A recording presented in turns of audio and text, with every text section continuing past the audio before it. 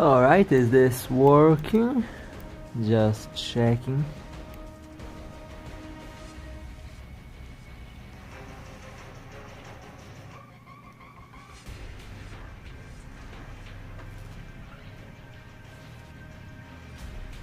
Alright, is this working? Okay, everything seems to be running smoothly. Now let me first go and quickly clear and claim all of the Concord Pass missions. That's a lot of missions here. Okay. Oh, what's up guys? What's up? A little fun fact. I haven't been live streaming in I think about 2 years or something like that. And a lot has changed. I had very bad internet back then, so that did kind of prevent me from doing this, but now it should be much more different. Okay, now let me go and swap ships here. I'm at the wrong station as usual, so how much would I pay for a Revelation Cybercore? Well, I don't really want to go with the Cybercore. I would go and buy the Sleeper Core because it looks much better.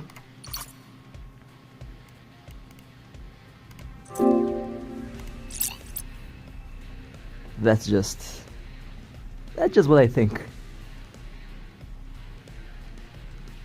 As for the Concord points, well, I think I'll just save for the next Concord core, or perhaps, I don't know, perhaps the materials I think that I might use for a different core.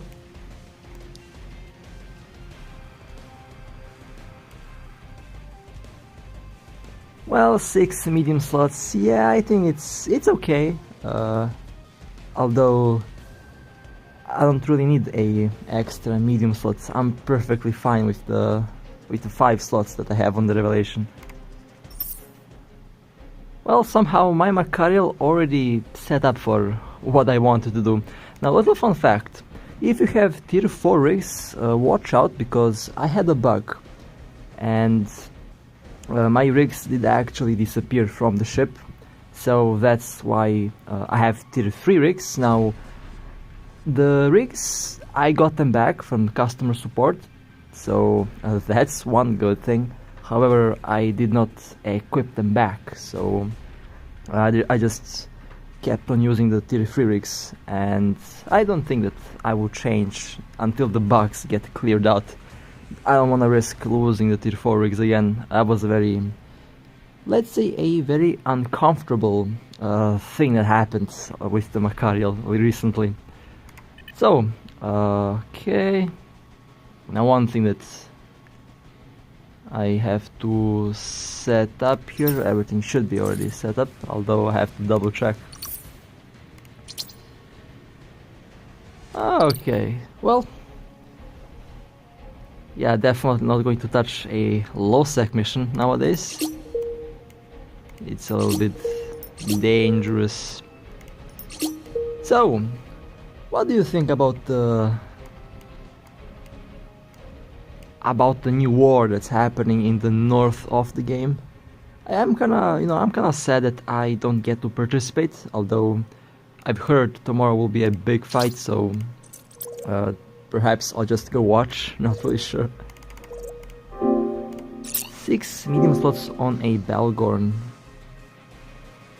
Autopilot engaged. I haven't been flying the Balgorn in a very long time. I did sell the 8-eye Balgorn that I had. Although I'm very happy that you guys enjoyed the new CyberX Nanocore. It's a nice looking Nanocore, definitely.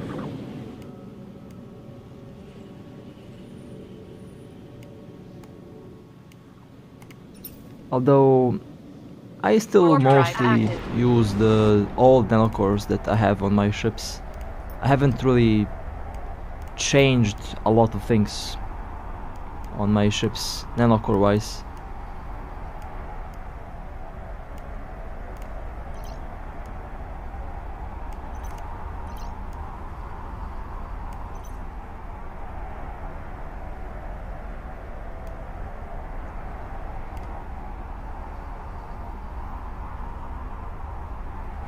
I've also heard that there is a lot of blues around with the new super coalition that was formed. Now my corporation still has absolutely no blues. We are neutrals for everyone, I think. I mean, I can check diplomatic relations right now, but I'm not really sure if I'm allowed by my CEOs to do that. Well, black screens. I haven't actually had a black screen in a very long time. And one thing that I want to check out is if I do get a black screen. Although I don't really think that's happening with this device. This phone is a monster.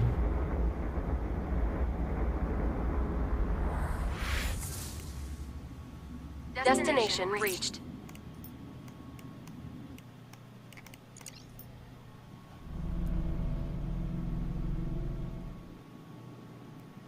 Warp drive active. Now, how does the thing with the doctrine ships work? I've heard that you get the ships for free.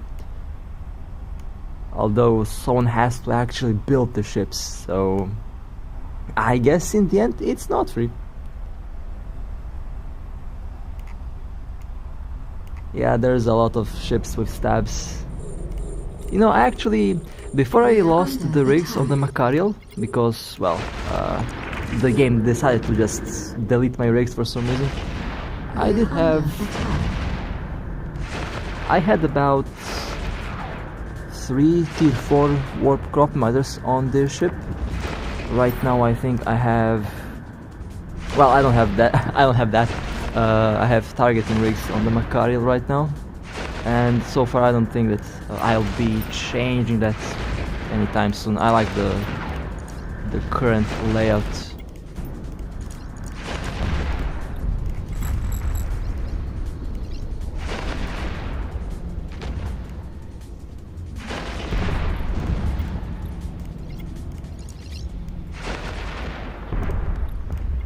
Now I forgot to change into the barrage implant. Of course I forget something. I was wondering if I forgot something, and I did. Well, I guess I'll just keep using the focus, the standard thermal implant, I guess.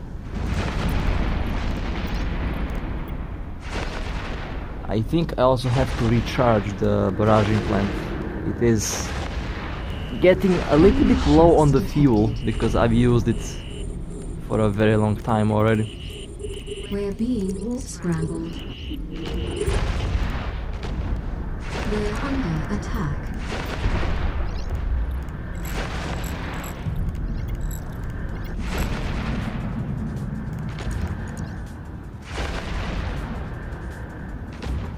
Also, for the trusted pilots, they get the ship for free. Okay, that's interesting.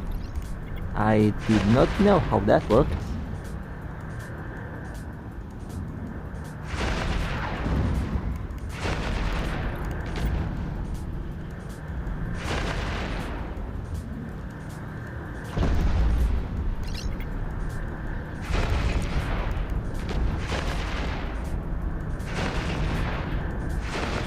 Oh, the new cannon animation, it's actually really good.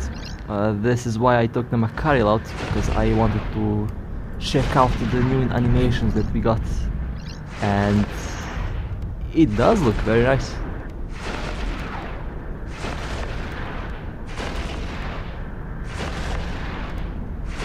Yeah, they did a fantastic job with that. You can actually see the smoke coming out of the turrets. That's actually pretty impressive. The small details make a game very, very fun.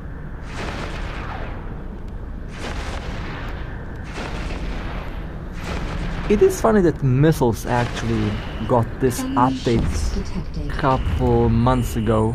First, before all before the other turrets. If you remember, I think it was in September, missiles have received the new explosion effects. And the railguns also look very nice.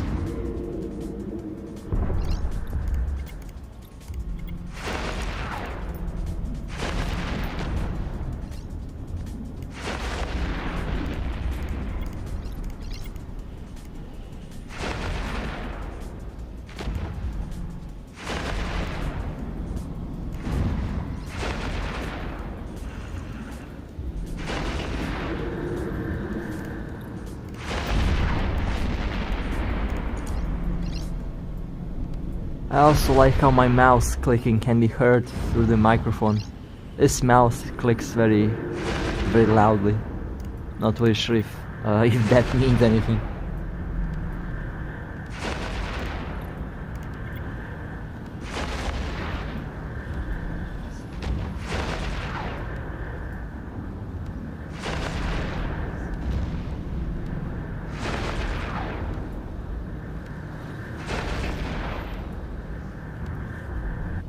Now, in the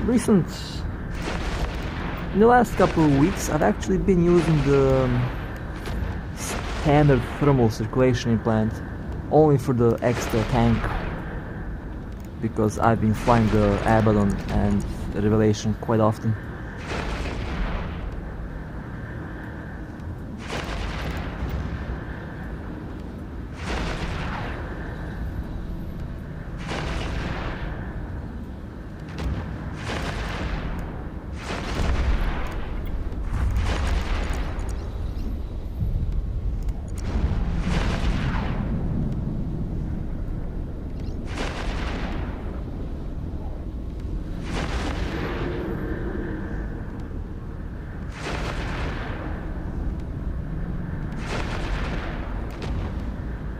I connected the mouse through a micro USB port on the phone. It's a very nice little feature that Androids can do. It's very comfortable to play this game with a mouse and keyboard, of course. Although I just use the mouse because that's the only thing I actually need to play this game. You got a CyberX capital box. Very nice.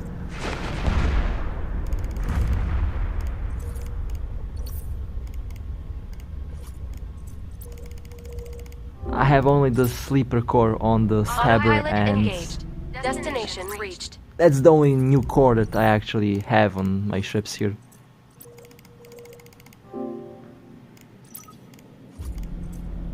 Warp drive active.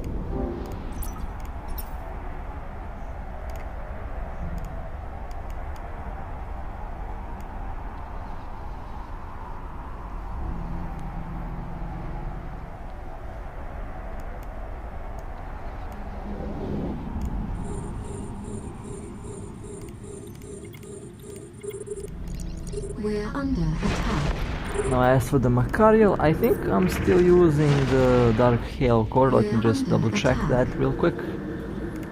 If the game wants to load, yeah, Dark Hail core. I've been using this core for, I don't know, a couple months.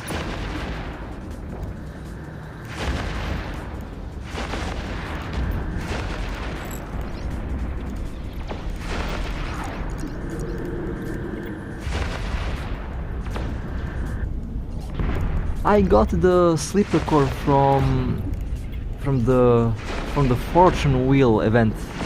I got lucky. I got the Revelation, not Nanocore, but the Revelation skin, and I got the Cruiser Nanocore box. All under 240 plex. I was very lucky that day.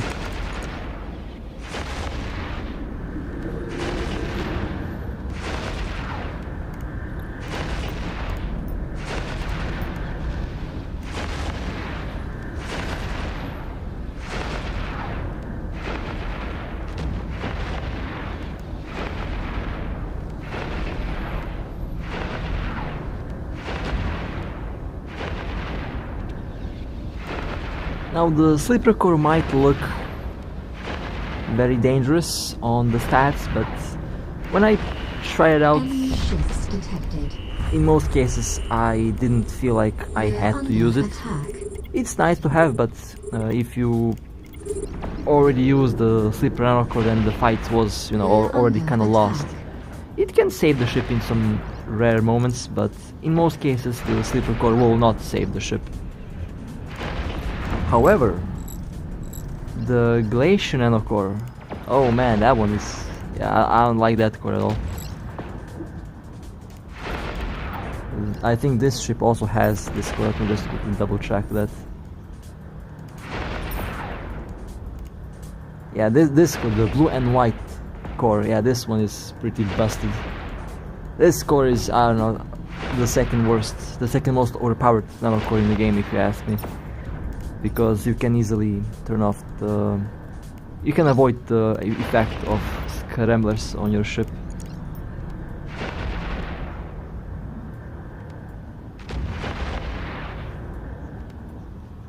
A little fun fact, last year, I think on the... Actually, when was the event where we got the Neon Rain cores? I actually forgot, never mind. One of my friends got a carrier and another of my friends also got a carrier. So yeah, I'm surrounded by pretty lucky players.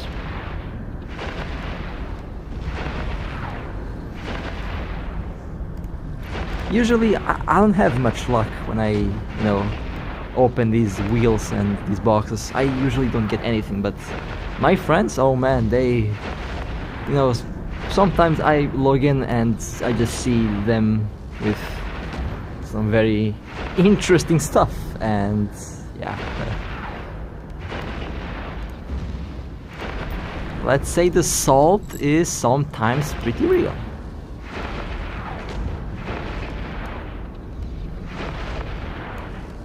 Now, I actually do miss being a logistic pilot, being a healer, you know. In some other games that was my role. And I'm personally very interested in the force auxiliary structures. They're pretty good, although they're currently pretty expensive.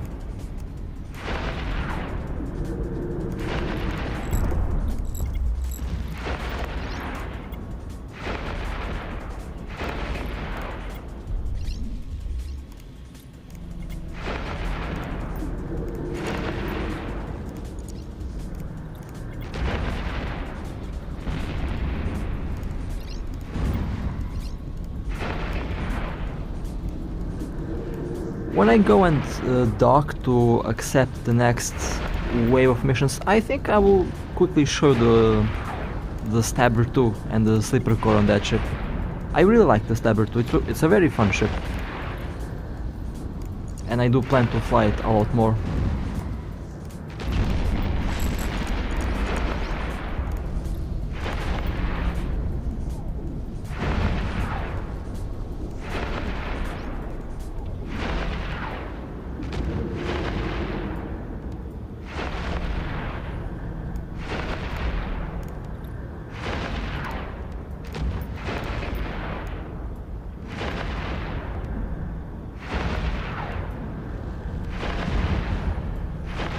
I have skills for most weapon systems, and currently my best set of skills is for cruisers. After all, I'm still primarily a cruiser pilot, even though I fly battleships. I also like to fly my cruisers. The cruiser class is basically the optimal class for anything. You can do missions with them, you can run PvP with them, you can explore with them. They're such a very multi-purpose ship class, and I love them for that fact. Oh, the Space Pen Barghest. You know, if I didn't blow up 2 Barghest ships with the Machariel, I would be flying one right now. The thing that prevents me from flying those expensive ships is the fact that I get to destroy them very easily. And I know how karma works. And I know for a fact that if I were to fly a space pen, that thing would not live a week, that would be dead. And yes, the Macario is a oversized cruiser, that's a fact.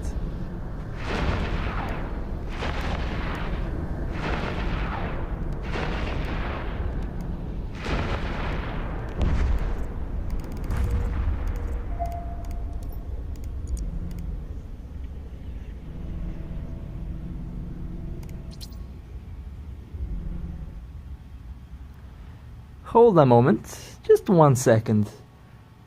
Where are the missions? Oh, okay, there are the missions. I was a little bit confused for a second. All the anomalies were actually gone. Okay. I had only my 3 missions on the overview. And they did spawn back then.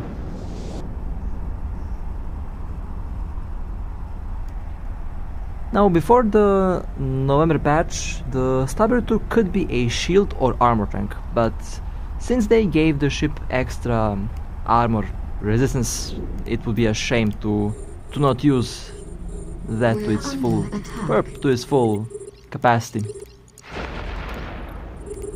We're under attack.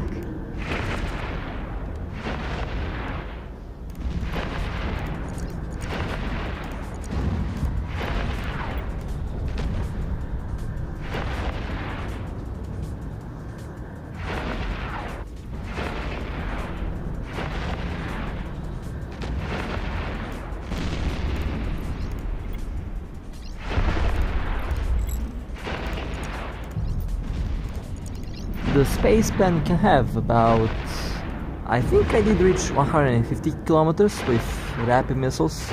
It can have ridiculous long range. It's a very nice ship for that purpose. However, it costs about 20 billion. Actually, how much does a space pen cost? That's a good question. I have to double check that real quick, if there is any on the market right now. Well, you can get one for 17 billion and one for 19 billion, which is honestly not that expensive. And a Nestor for 16.9 billion. Interesting.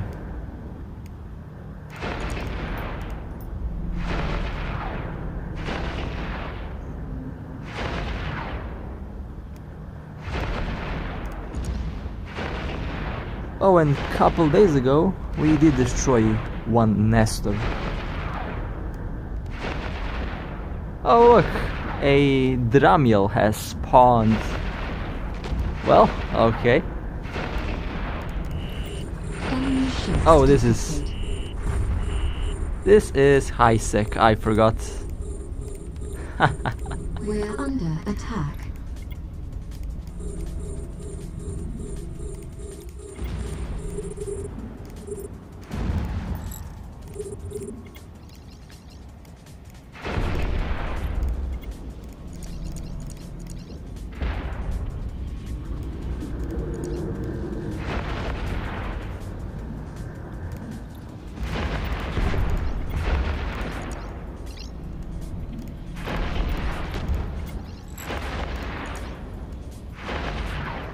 The spaceman has received a new bonus, yes, and it does apply a lot more damage now.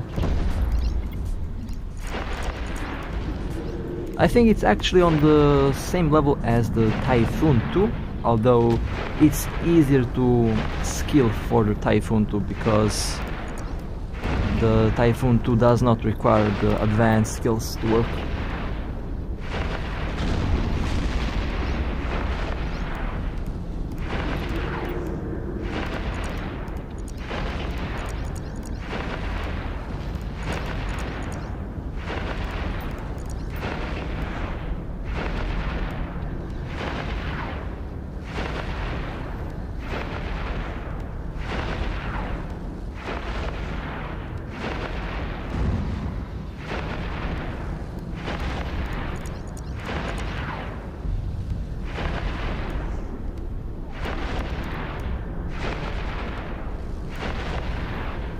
Now, I also haven't noticed, I actually have Imperial Navy drones, and I have been using this for, I don't know, for a very long time, haven't even noticed.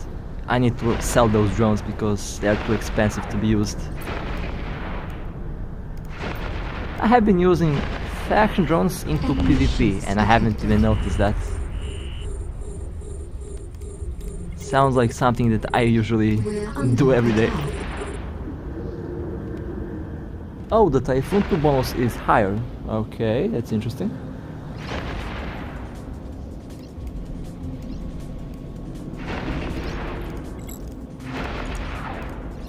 However, the Typhoon 2 is such a very fun ship.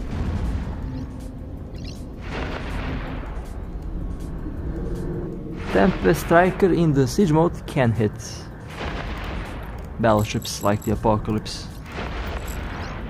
Of course, if you use the same build on those ships.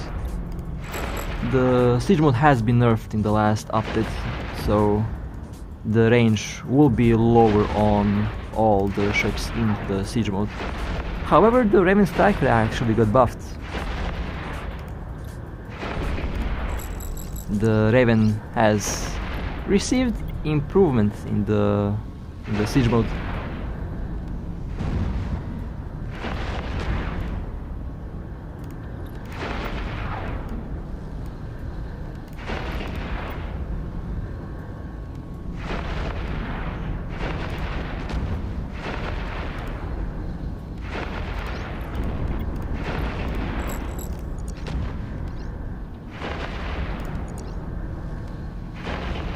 The Barghest is such a big target. I mean, if you show a Barghest in low sec, that thing is going to get scanned in seconds. Everyone wants a piece of a Barghest. The Barghest is a very fragile ship. It has very good range, good DPS, and now good application, but its tank is not that good.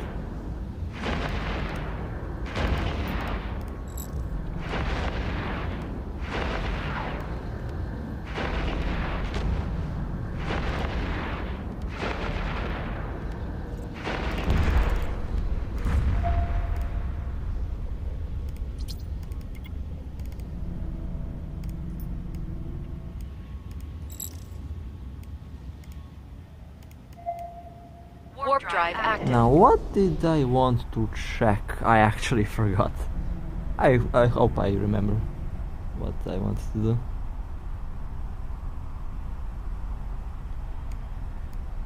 For tier 10 anomalies, well, that's a very, tricky question because both can actually be pretty good. Now, in OSEC, I personally prefer to have a tank, so if it were me, I think I would go with the Maelstrom because of the tank. However, if you have a safe pocket where you know that you will not be disturbed by a fleet or by pirates, then I would probably go with the Tempest Striker for the extra DPS.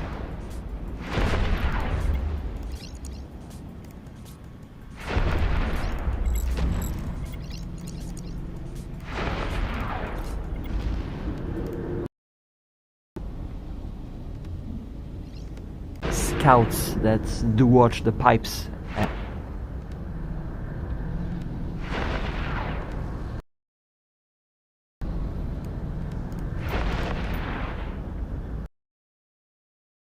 We're under attack. Under.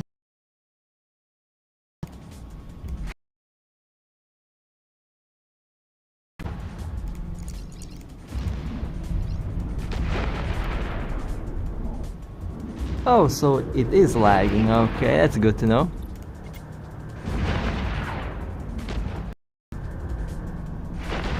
Nah, it's my tricks on me.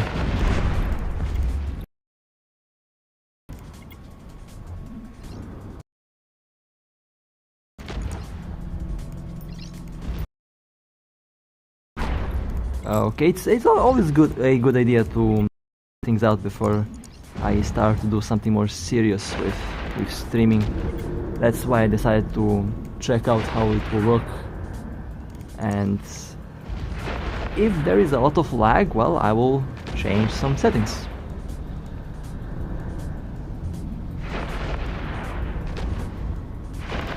Although now it seems to be stabilized and it should be okay. Now it should be okay.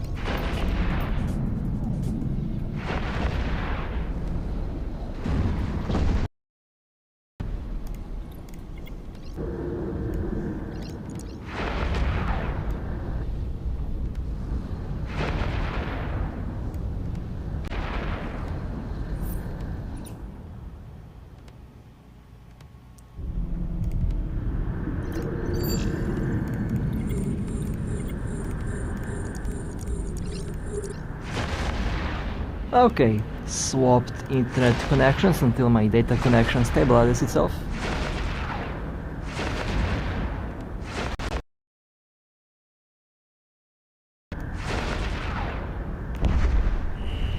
Enemy ships detected. We're being warp scrambled.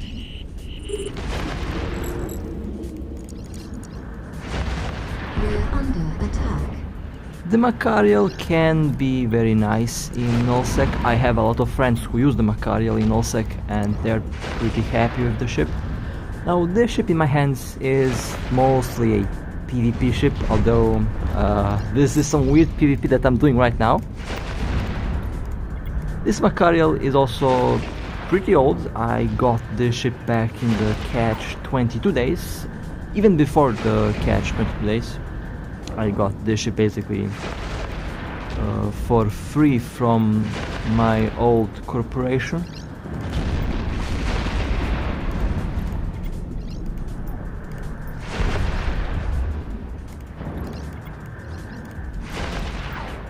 And since then the ship has been with me. One of the oldest, if not the oldest ships that I still fly. Back then I thought to ask for a Vindicator or to ask for a Machariel. I just liked how this ship looks. The Macario has one of the best and the prettiest hull designs in the game.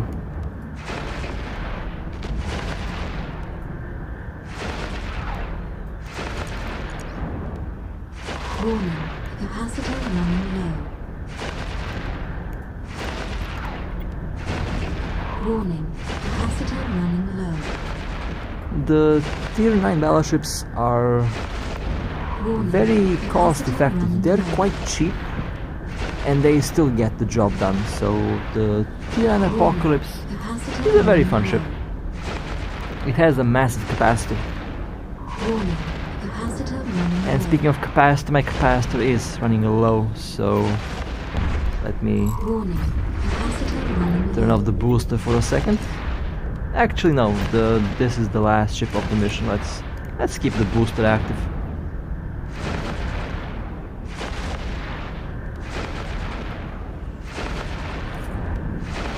Activation time is 3.16 seconds, but this is with one gyro stabilizer active. I'll check that out when the effect goes offline.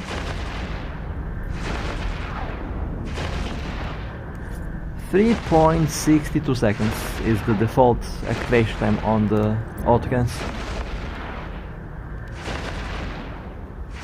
With the barrage implant, that cycles at 0.5 seconds, so I can fire 4 shots before the server tick kicks in, and that's a lot of DPS. Okay, let me go and accept the new missions, and I will show you the sleeper core on the Stabber too. Warp drive active. The autocans are split into 4 groups because that way I can get a higher chance to get a critical hit. It improves the speed at which I clear the missions.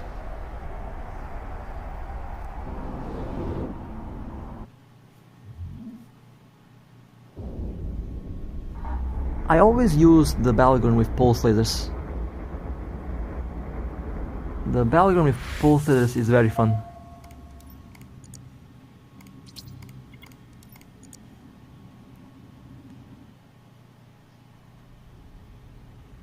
Oh, so orbiting battleship out of Warp web drive range. active. Oh yeah, I forgot. You have the elite battleships that are very fast and they orbit. It's been a while since I was doing a tier 10 Inquisitor, my bad.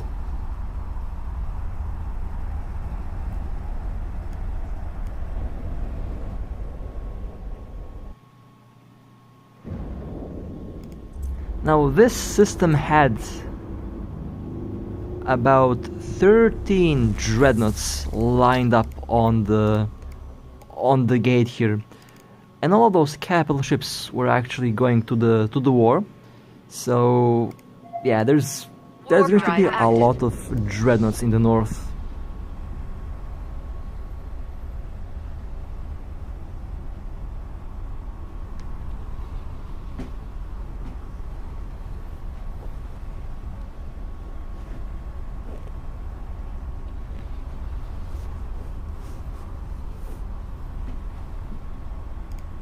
Now this little system can actually be used as a little high-sec island, because once you reset the mission here you get a lot of missions nearby that you can do. Docking request accepted.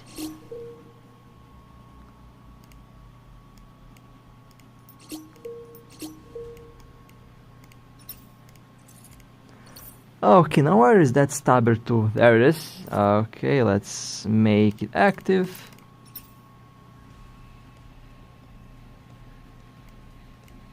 So, I had this ship for a very long time, and I only decided to use it because I did get the sleeper core. Now, it's not leveled up, it only has the sleeper mode basically. No other attribute is unlocked. I usually keep my cores only on the primary attribute because leveling this up is a little bit, you know, let's say it uses a lot of ISK, and minimum. Although I fly expensive ships, I just don't go and upgrade the nanocores. Now let me show you the sleeper core in action, although I think most of you know how this works and looks. It's basically a secondary damage control, although here you can take a look at its effects. Comparing this to the other attic. And with the mode active, you are capacitor stable on most ships, but it does reduce the DPS. On the Vexor 2, it doesn't reduce the DPS because for some reason it doesn't affect drones. Well, one of my friends just docked. That means someone has been destroyed in this system. Docking request Probably a accepted. big battleship.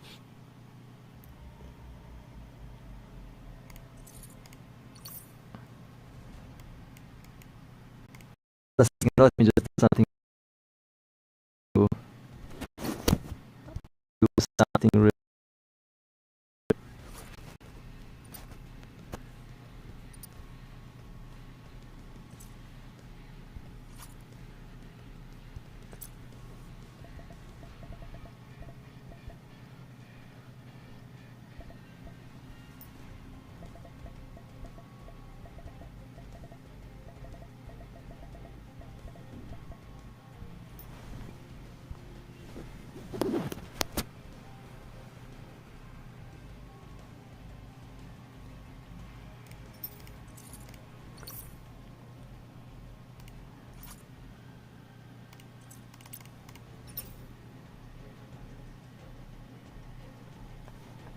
That Balgorn didn't have a good story.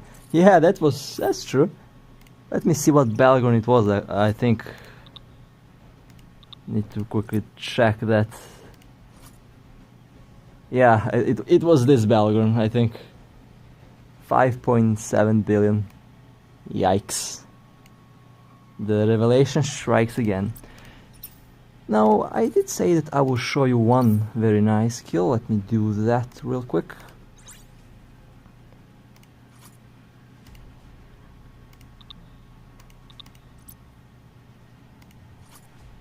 It's this one.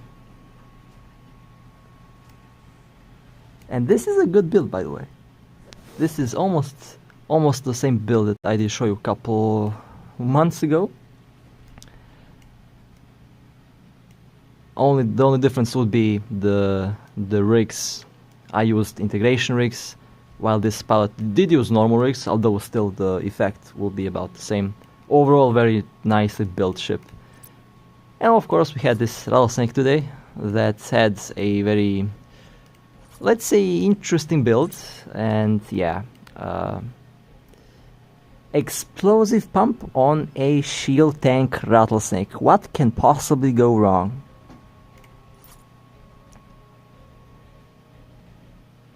What can go wrong if you go hybrid tank on a rattlesnake?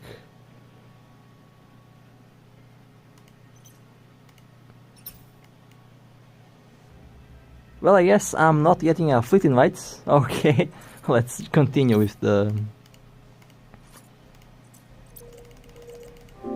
this. Now I like to quickly accept all missions first.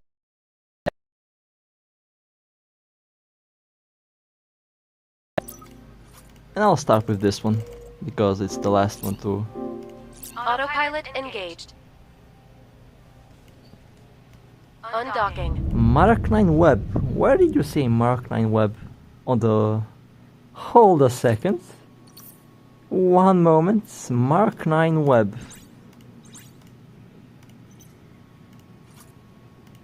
What?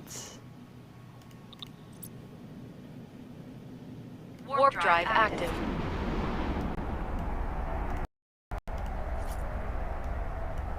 Oh, okay. Yeah, let's not look at that rattlesnake anymore. Yeah, the more I look at it, the worse it gets.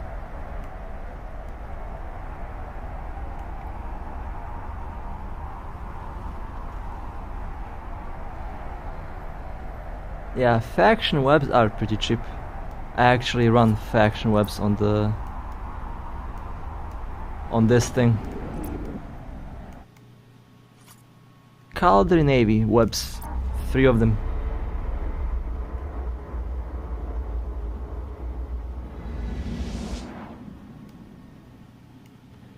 You can get the nanocores from this Concord Pass window here.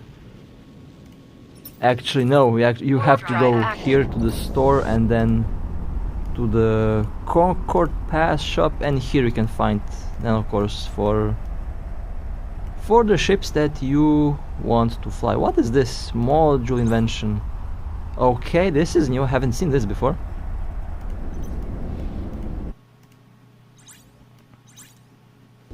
The Ascension nanocores, spaceships. The Garmur, Ortus and the Spaceman look like chips when you Destination reached. when you go and get the Ascension core for them.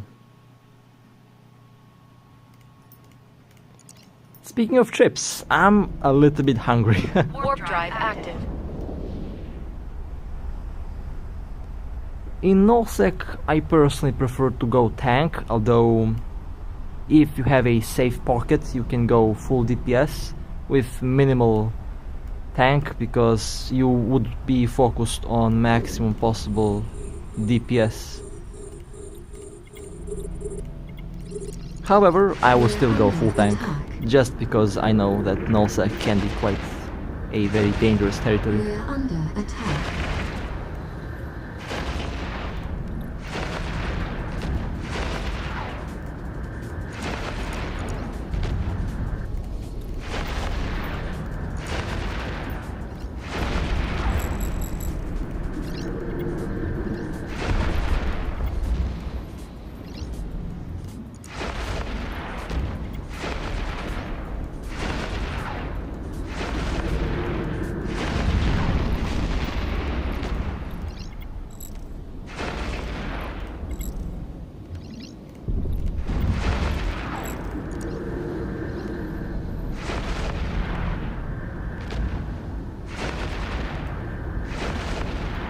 And yes, the nullsec anomalies are much harder, but they also do pay a lot more risk.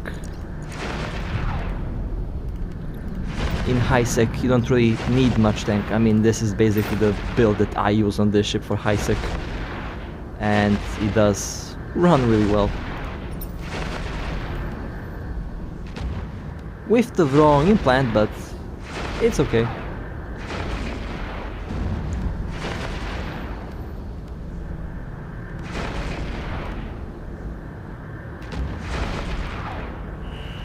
Enemy ships detected. We're under attack.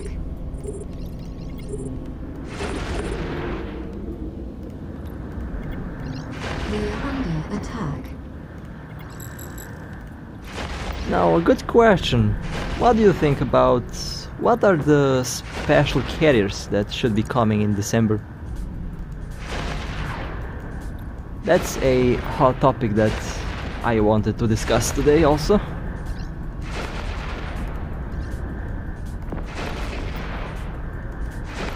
Special carriers, ECM carriers.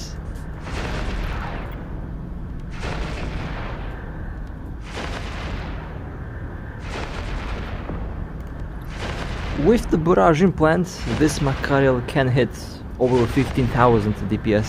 Although I don't have barrage installed, I have this one installed because, well, the barrage needs to be recharged. The fuel on that one is a little bit low.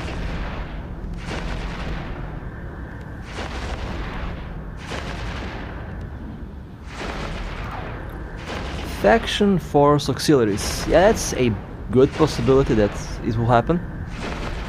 We have two of them, the Loggerhead and I think it was called the Dagon. One is Blood Raider, the other is Calderi. My apologies, Gurista Pirate, I believe.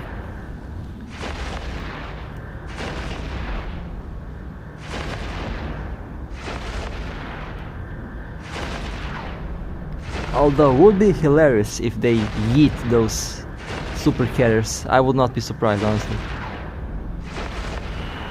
Enemy ships detected.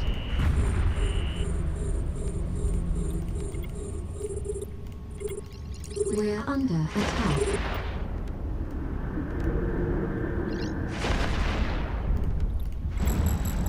This implant increases my armor resistance by 20%. It is a railgun implant that works really well with armor tanks. I only have this implant for the extra armor stats on the Revelation and on the Abaddon. This implant makes those ships really tanky.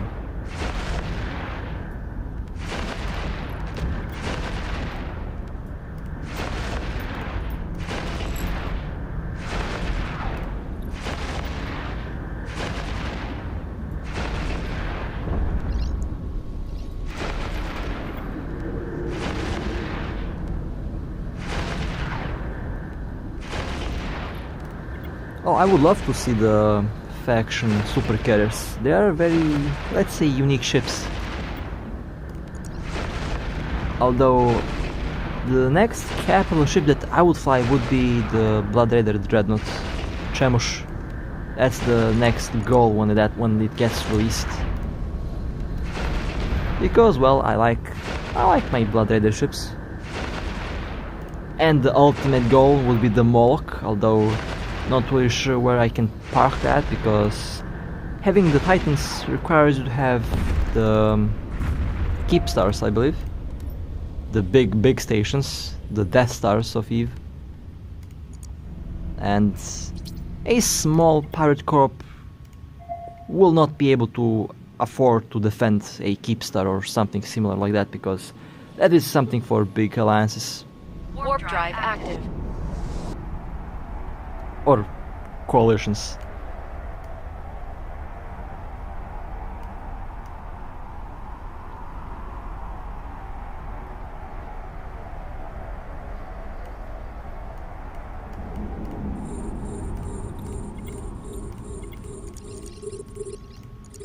We're under attack. We're under attack. A Capital Guardian. I think we already have something similar to that. Or actually no, we don't have that. We don't. The Force Auxiliaries are logistic ships, not Guardians.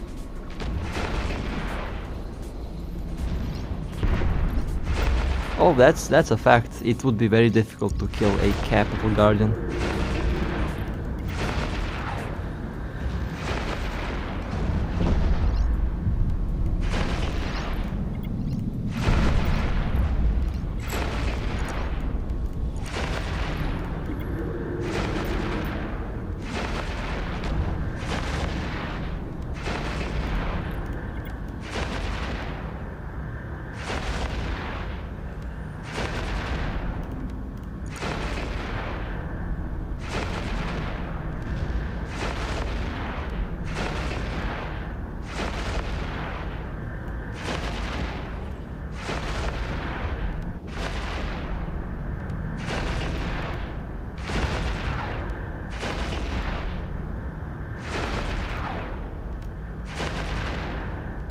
think I already did talk about the super carriers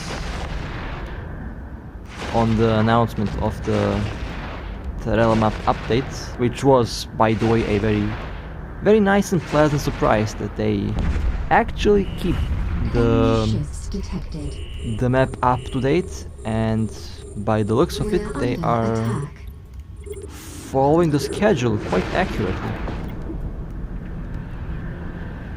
We're under attack.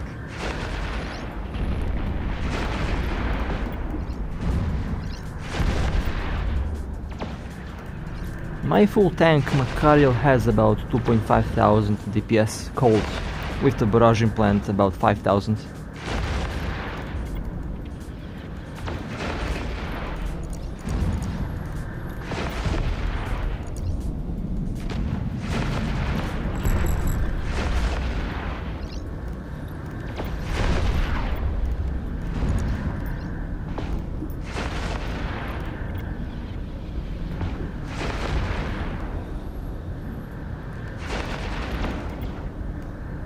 There would be a significant DPS decrease, but even 2000 DPS will be more than enough to handle most things.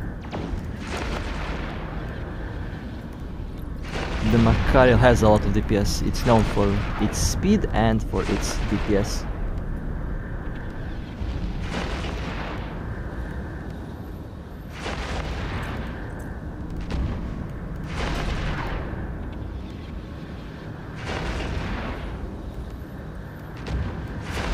Currently I am using the thermal circulation implant. It's a implant that is not going to work on the Macario because this is a railgun implant, but its passive effect does apply to all ships. It's one of the best implants if you like to build armor tanks.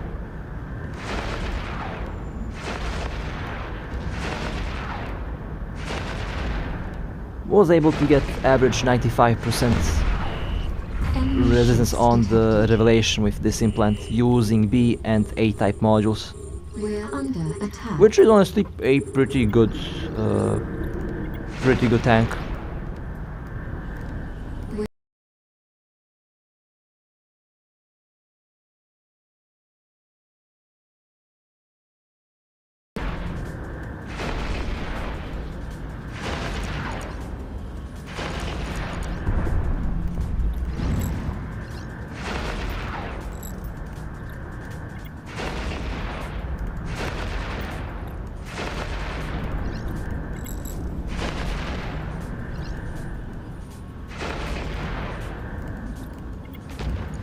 The snipe implant is also pretty nice. I've heard that it can hit ships at over 1,000 kilometers, and that is really something that I want to try out one day.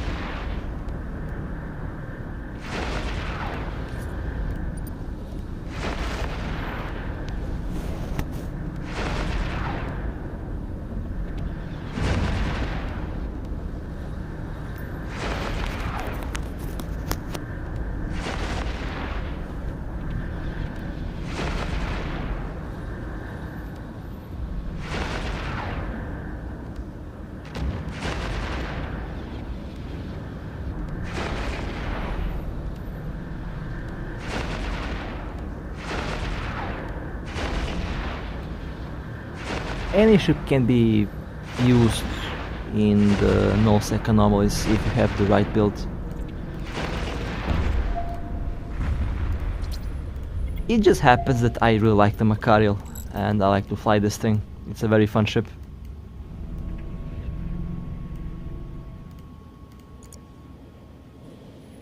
Warp drive active.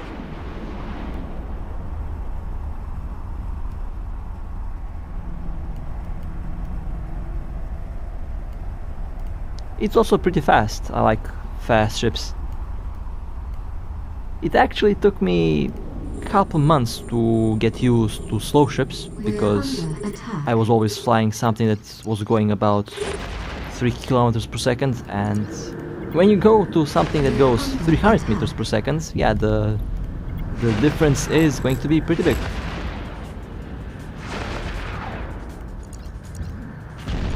Of course, the Apocalypse is Mug Doctrine ship. I mean, we have like, I don't know, 15 of them lined up in the corp.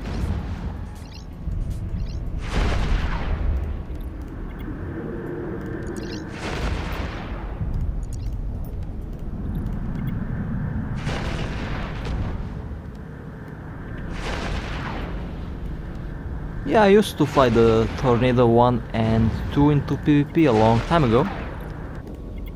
Was a very, very fun ship, and it still is a very fun ship.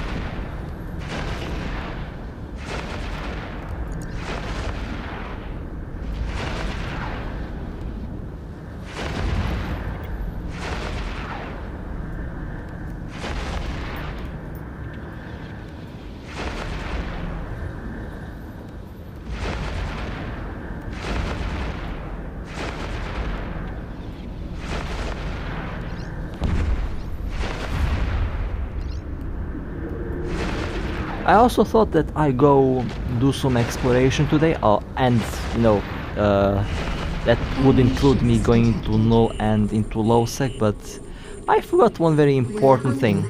I forgot to enable stream delay. So we will see if I will go and jump into Astero to go to do some exploration.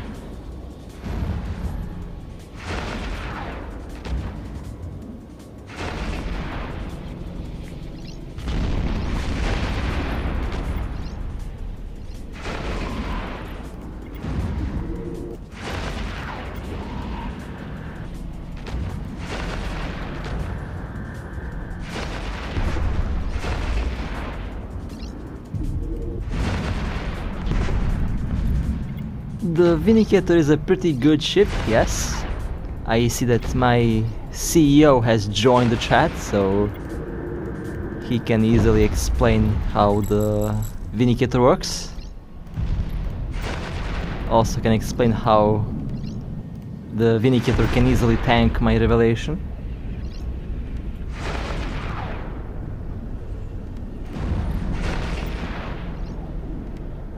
I mean, this. I thought about making a joke, but I'll do it another time. Because reasons.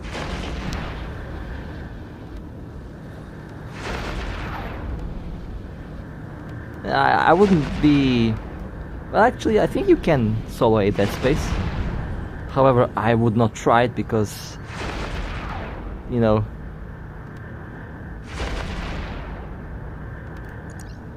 I mean, we used to do Dead Space Anomalies around Syndicate a long time ago. Enemy ships detected. And that was with tier 9 ships and cruisers and tier 9 battleships. Nowadays, I think we could actually solo them without a problem with our current ships.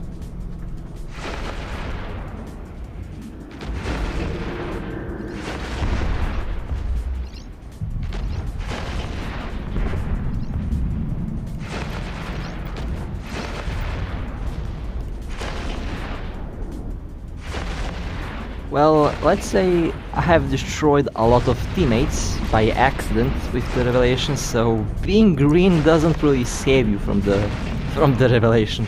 Accidents do happen. Sometimes the accident, you know, is a little bit on purpose, but it's still an accident.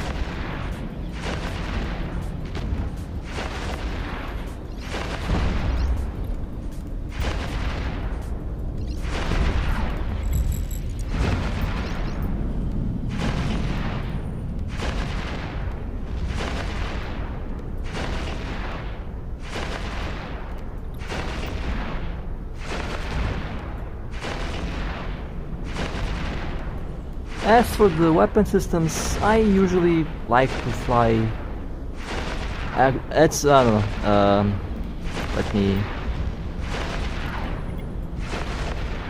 Let me think of a sentence before I actually start to give the answer to that. Go for the weapon system that you think will work the best for you. In my case, I have most of them leveled up except large drones. I like cannons because of the Machariel. I like lasers because of the Abaddon. I also like the railguns because of the Vindicator. So I have those weapon systems quite leveled up and quite developed. The Abaddon, or the original Chunk. That thing is a monster.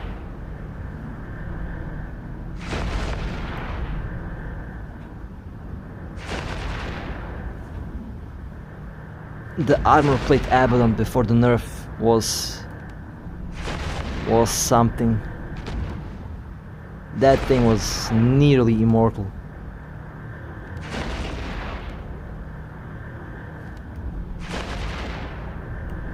Warning, capacitor running low. Warning, capacitor running low.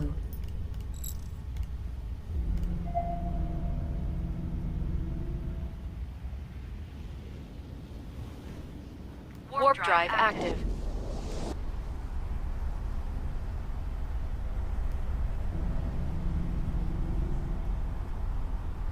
Oh, and I also almost forgot the Hyperion. That is also a pretty scary ship.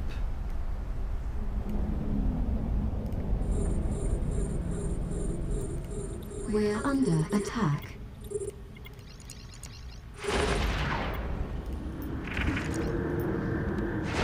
We're under attack.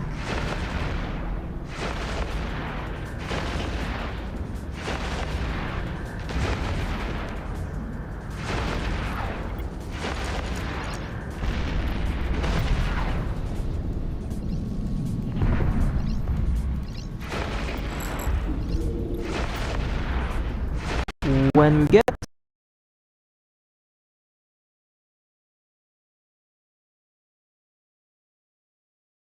able to actually sustain the shield boosters for a very long period of time, and with the right build you can recover full shield in a couple seconds with the capacitor boosters. That is one module that has to be released in the game. Warning, capacitor running low. Warning, capacitor running low. Warning, capacitor running low. Warning, capacitor running low. Warning, capacitor running low. We're under attack. Warning, capacitor running low. We're under attack.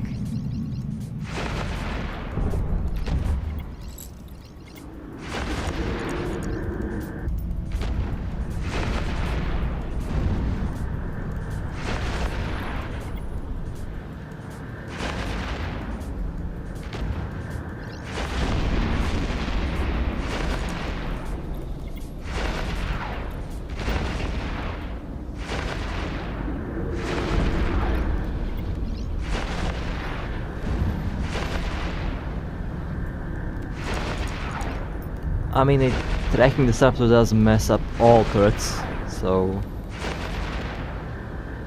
an army with tracking disruptors is a nightmare to deal with, because if you can hit it, you can't kill it, and the RB is a very dangerous little ship.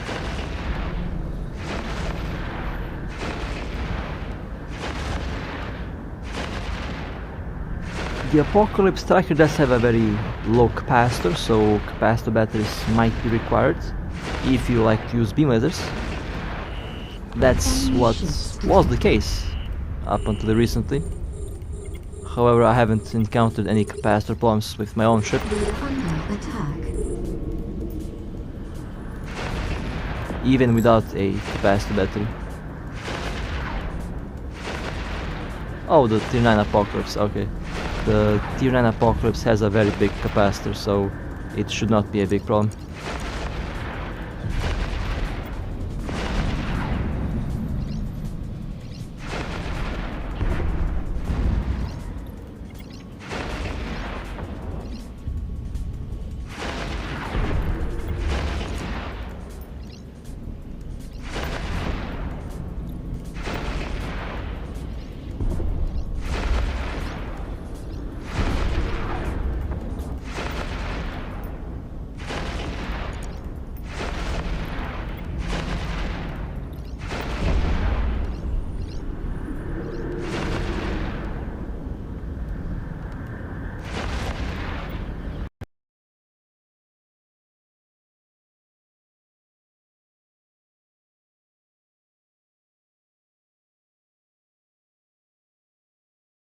Back to 0, and then you have to recharge the implant back to 100%, and that might take a while unless you have the level 45 implant. Then it takes about 3 minutes of constant hitting to actually recharge the implant.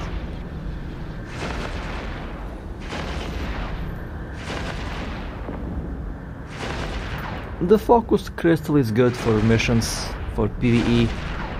For PvP, the barrage Machariel still does wreck everything.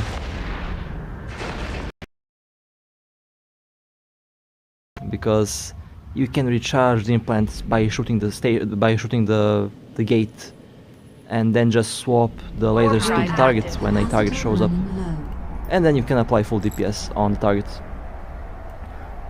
Or you can charge the implant by shooting your friend in a dreadnought. That also works. That actually works a lot better because you do some damage. It's satisfying to watch the DPS go up. Attack.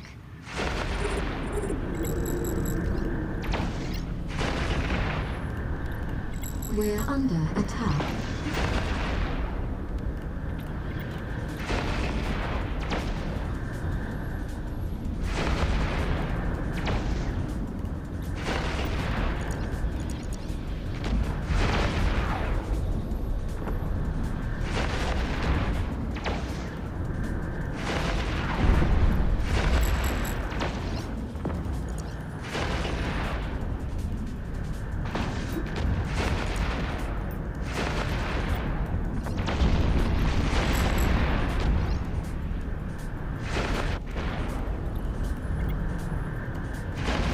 I've heard that the Oracle 2 has higher DPS than the Apocalypse. However, the Apocalypse can be much more tanky.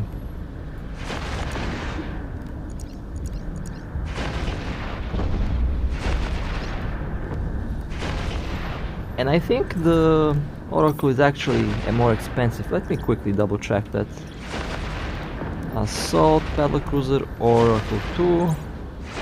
Well, none of them is on the market. Okay. That's surprising. Well, the market is actually empty of ships. What is going on here? There were like 15 on the market last time I checked. Well, there is a lot of Apocalypse battleships, but no Oracle.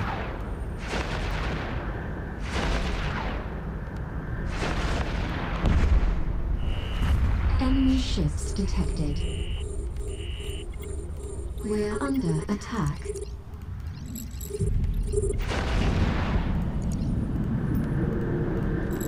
We're under attack.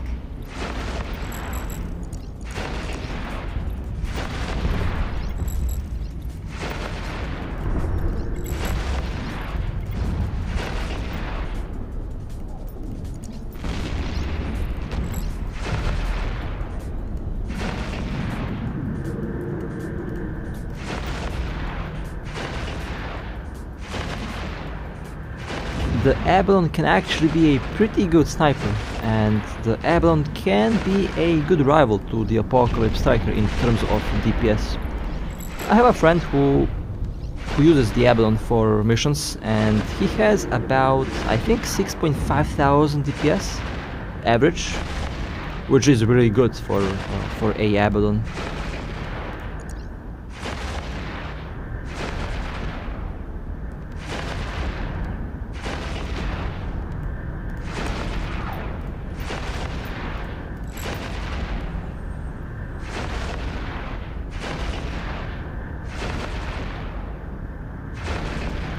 Now what is this? Why is this mess? Oh, okay. Was wondering why this had this red button on the message.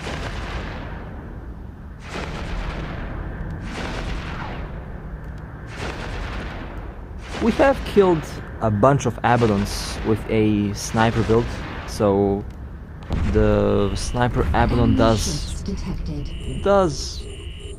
run around inside of the game.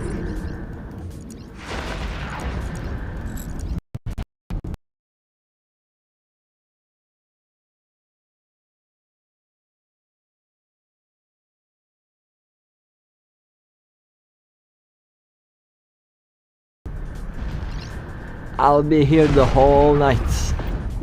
Would be hilarious if I fall asleep while streaming. That's going to be fun. I mean, it's no secret that our corporation does literally fall asleep if they do missions. It's something that we have all in common. We are just not built for PvE.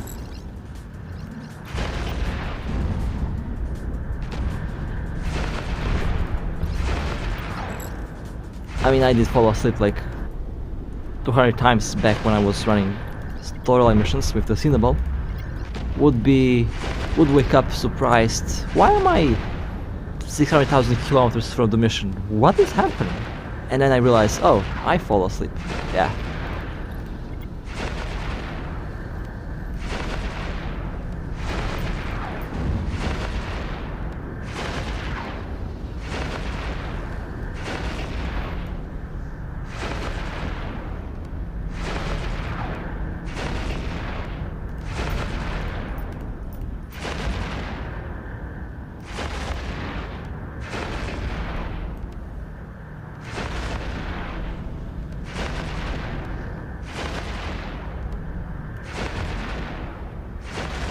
It's actually 1:25 AM where I live. This is actually pretty accurate time over here in the corner.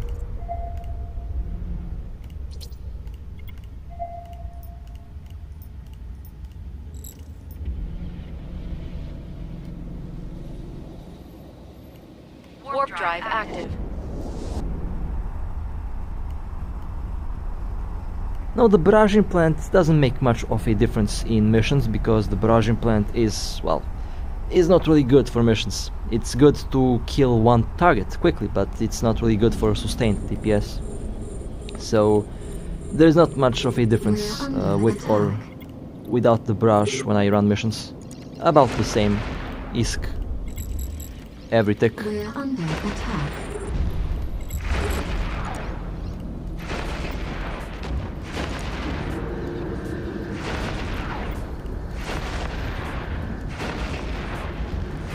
Oh yes, I've seen the 330,000, I mean billion. Jesus Christ, that's a lot of ISK. I still cannot believe that such a ship existed. I thought that when I have fun at the test server, when I create something silly like that it will not be replicated, but I guess I was wrong. And I usually make ridiculous builds with tier 3 rigs. That guy went with tier 4 rigs. I mean, I'm impressed. That's impressive. The IP cost, I can tell you that's about... Well, if a Dreadnought is about 256,000 IP, then something that costs 330 billion would be 2 million IP, something like that. Something ridiculous like that. That's a lot of IP, and that's a lot of money. That's a lot of money.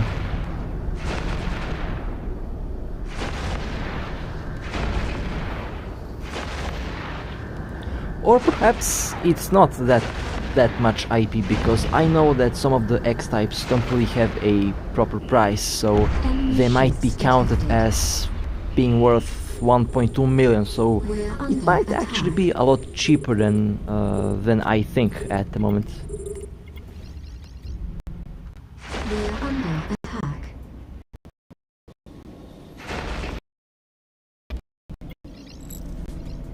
But yeah, if we were real price, it would be 2.6 million IP, something like that.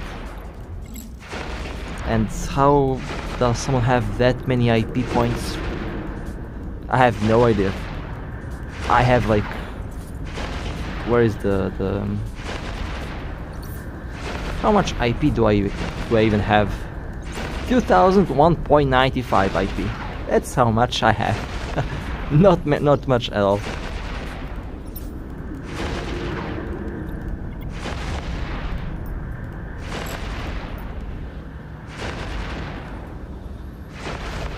Yeah, true. If the IP applies to the costs, yeah. I know the revelation is about 456,000. So yeah, that should be about 2.6 million for the Macario. For that Macario, that costs literally a couple of kidneys and livers combined. I mean, how much IP is this thing? Where is the window? 3.7 is about 8.3 or 2.5.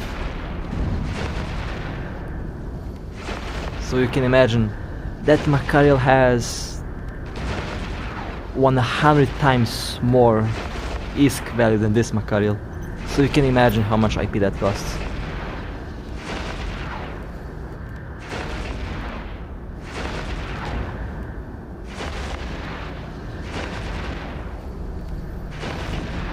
It's a very interesting process to calculate the AP cost, because I would say 2.6 million, but in reality probably a lot lower than that. It depends on how much the... Enemy ships detected. Depends how the game calculates it. We're under attack. I mean, I might even actually go and ask the guy who lost the ship how much IP it was. We're under attack. Because now you got me curious to know how much IP did it actually cost to recover the ship.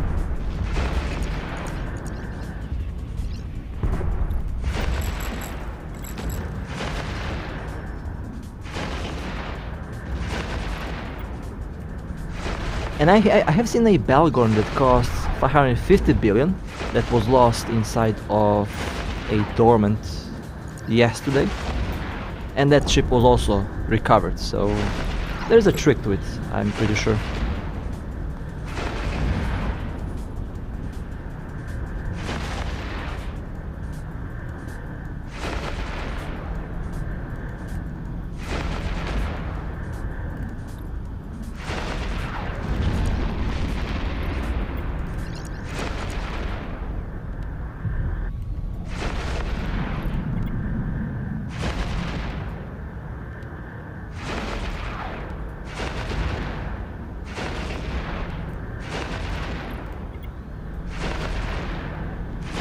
Now, let's say I know players who have X types on a Dreadnought, multiple of them.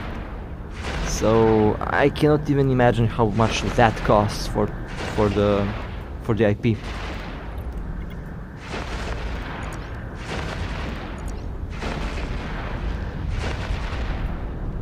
Oh, first to loss is 90% IP discount. That's new.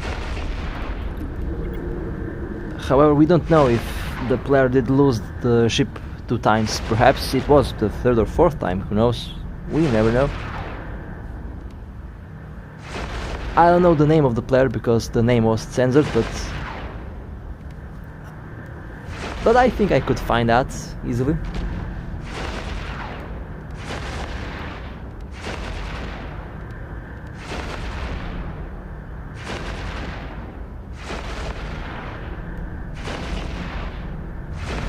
I know my A-type Balgon was like 46 billion when I looked at the IP.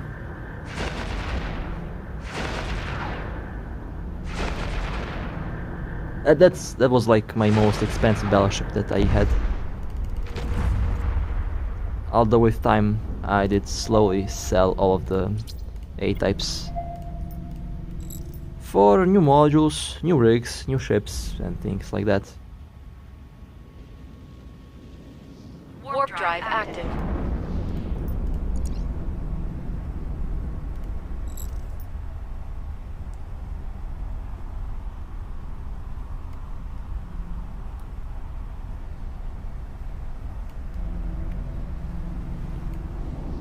When I killed the two space pants, they were about We're under 20 attack. billion, I believe.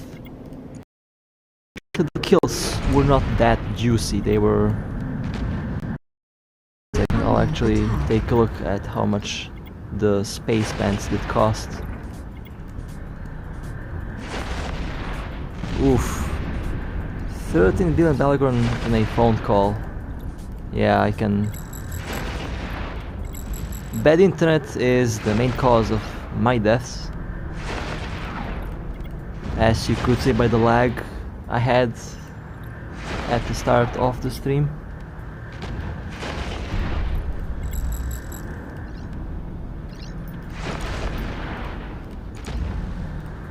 Okay, let's take a look at the space pants real quick. There should be two of them.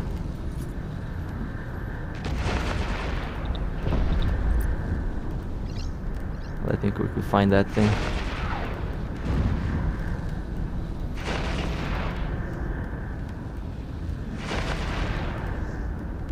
Where are the space pants? There's two of them. Okay, there is one. 14.5, although, yeah, the actual price of the ship is much higher than that. And the previous one is 12.5. Also quite cheap for a spaceman, but you know, not going to complain. Still a very rare ship. Enemy ships detected. We're under attack.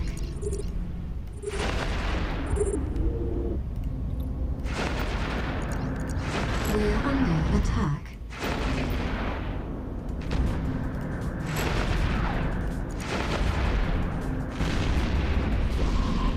And that's why I don't fly a spaceman right now, because I know that I know karma will get me, and I would probably lose the spacepans, because the way how we caught these ships was hilarious.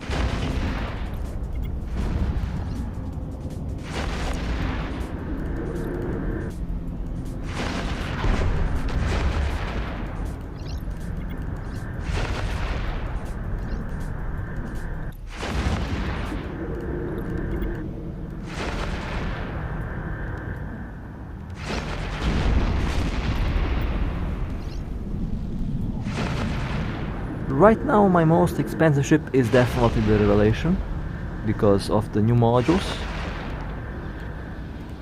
I don't really have any really expensive battleship at the moment. I was lucky that the rigs on the ship vanished. It made it a lot easier to actually swap the builds. That way I don't have to worry about losing the Macario, because it will not be that expensive. But the tier 4 rigs were quite costly, and I was really pissed when I woke up to realize that they were gone from the ship. Thankfully I got them back. Would be very pissed if the customer support did not return them. This game has some really weird bugs, and yeah, some really weird bugs. That's the weirdest one that I've seen.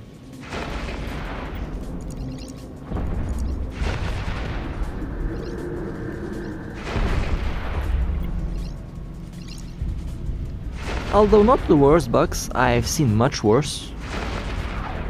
But still, it's a little bit different when the rigs are actually quite costly. You don't want to lose that in any way, shape or form, because recovering it might be quite difficult. at the time when the rigs disappeared, I lost about 10 to 12 billion in rigs, because the 3 rigs did cost about that much. I mean, very easy to check. I had tier 4 aerators and tier 4 warp core optimizers. Oh, it's 2.2 billion now, okay. Yeah, I do not want to even imagine losing that. So, thankfully, they are returned and they are safely in the station, not going to be equipped anytime soon. The price went up, so yeah, I would actually be losing a lot more than just 10 billion.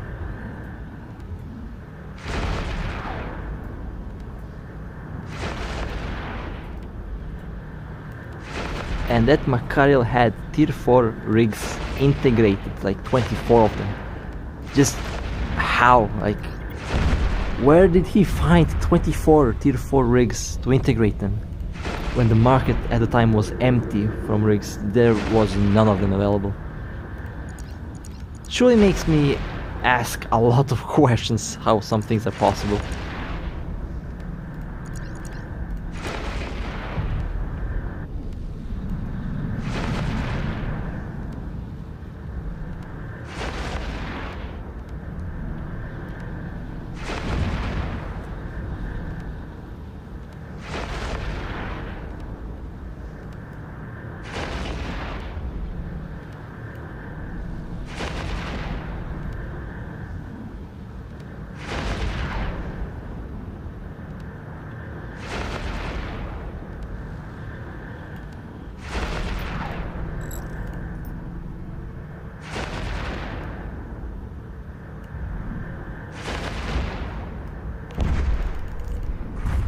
Well, somehow I cleared all missions, okay.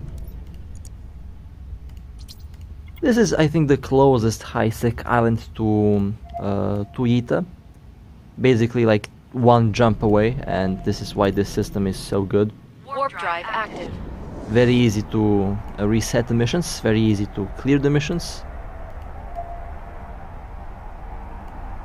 Now I don't want to reset over here, because if I do reset over here, the missions will spawn a little bit far away, and that will make the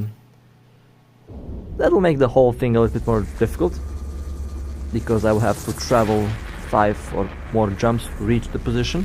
And then if I reset over there, then the game will throw me even further away. So it's best to reset in this low sec system right here.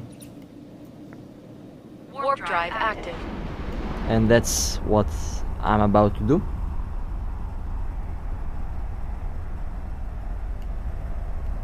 Three SP, 3 million SP or 3 SP? I mean, I already used the 3 Lazarus points to reskill a lot of things to improve my ships. So that's what I would do. I would probably go and increase my ships even more, increase the performance of my ships even more. Okay, let's add a refresh. Now the game likes to give me some interesting low sec missions, like the game knows that I'm streaming, and that if I enter, the second I enter one of these low sec missions, I feel like I'm getting jumped. I just know it. Because that's the natural way of order. You enter a mission live on stream, you get jumped. This is why you use the so-called stream delay when you stream.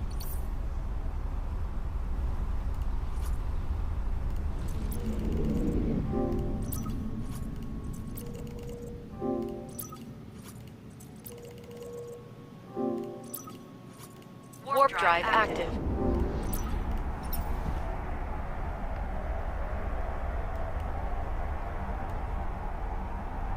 The laboratory mission is a very nice thing that was added to the game. I'm very glad that they kept that for a second. When it was released, I thought that it would be only a event thing, but in the end they decided to keep the mission, which is a very nice thing.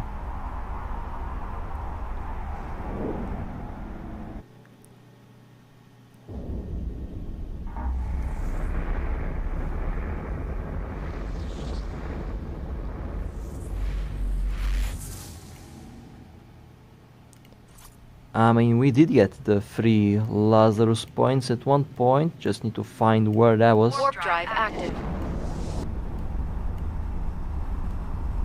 It's somewhere here in the mail, not really sure where. Wait, what is this? Oh, nothing.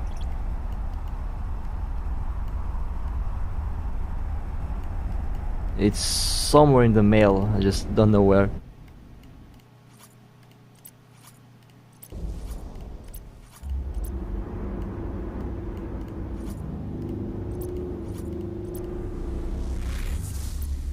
Destination reached. There is a lot of mail that I just skip over. Warp drive active.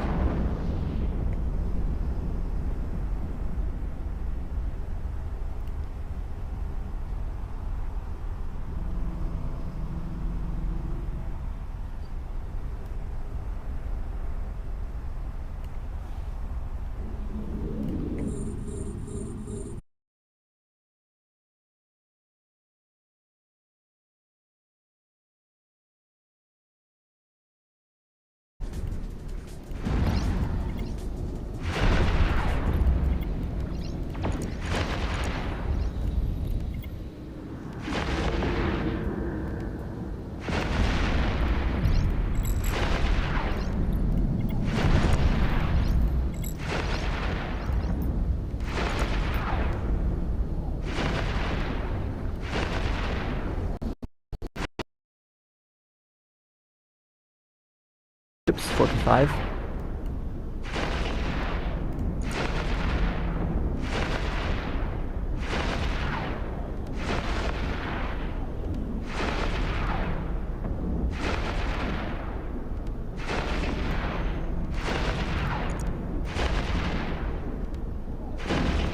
Is that Raven shooting at me with railguns? Yeah, that's a little bit cursed. Enemy ships detected. The Raven shot me with railguns. Okay then. We're being wolf scrambled. I mean, not like I'm surprised based on how many cursed ships I see every day. We're under attack. Even the NPC ships use cursed builds.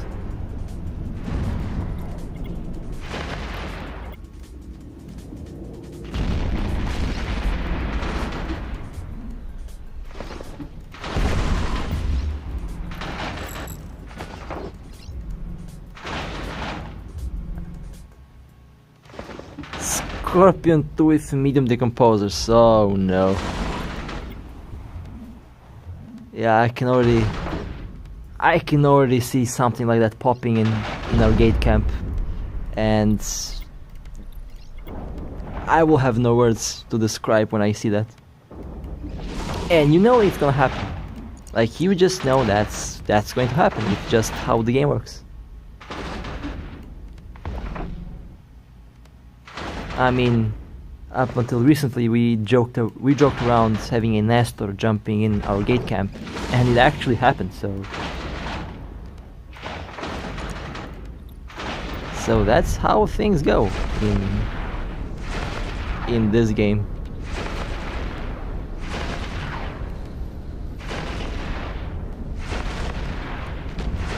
However, the Scorpion 2 would actually benefit from the decomposers because it has a bonus on all turrets, and all turrets do include the decomposers. So would kind of work in a way, although I wouldn't be using decomposers on a Scorpion 2.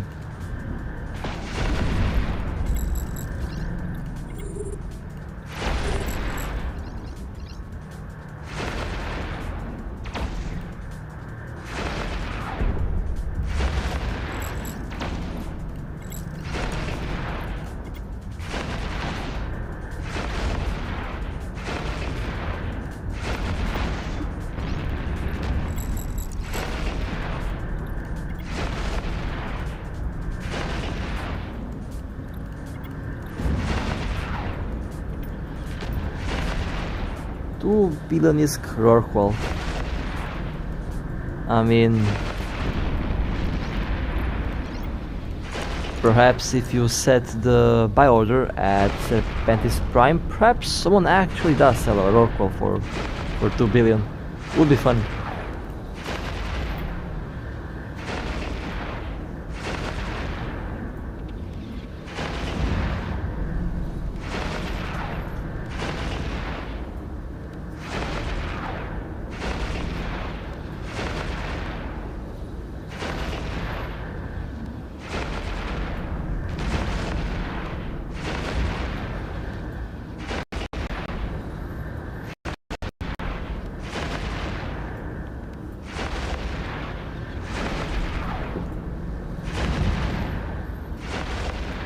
Oh, real? Oh, okay.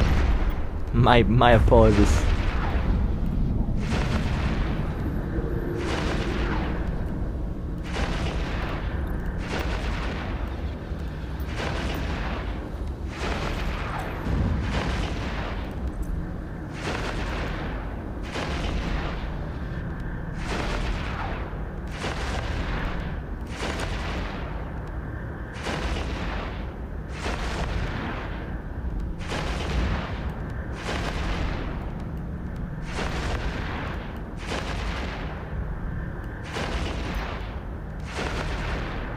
Let me just adjust the approach to about, let's say, 12 kilometers.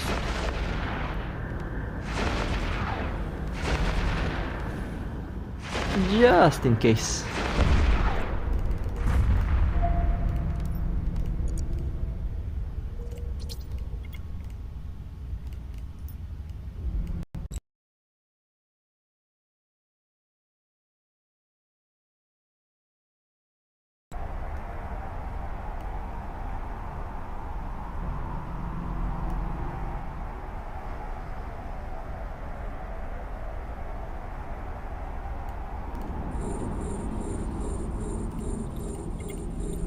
We're under attack.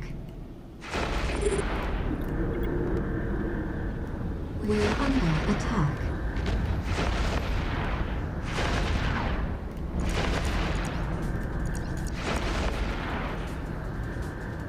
Perhaps after the next wave of missions I go and take the Astero out for a exploration realm.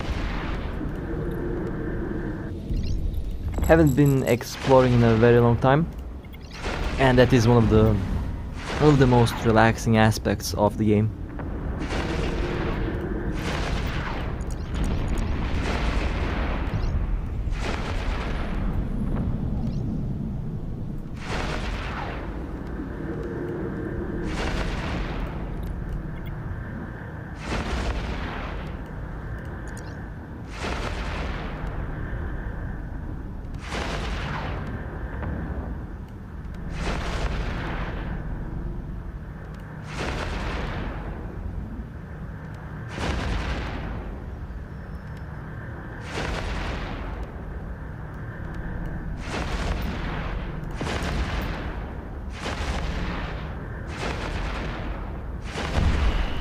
Enemy ships detected.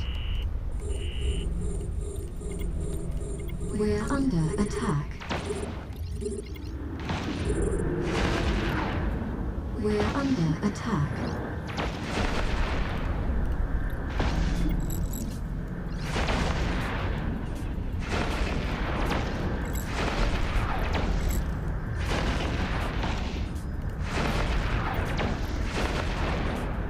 Although the ship does clear this quite fast,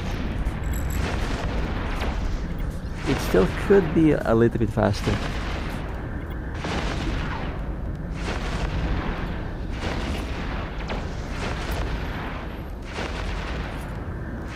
Thought about getting the not the C types, but A types on the Machariel just for the extra DPS. However, I think C types are more than enough.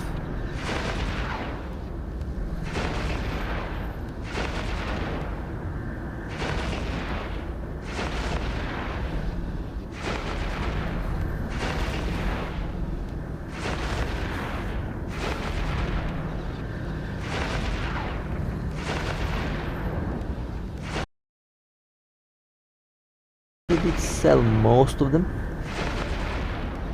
Either sold or they are at my home station, Detected. some 18 jumps away. We're under I know I have a attack. bunch of them just laying around, waiting to be sold. We're under attack.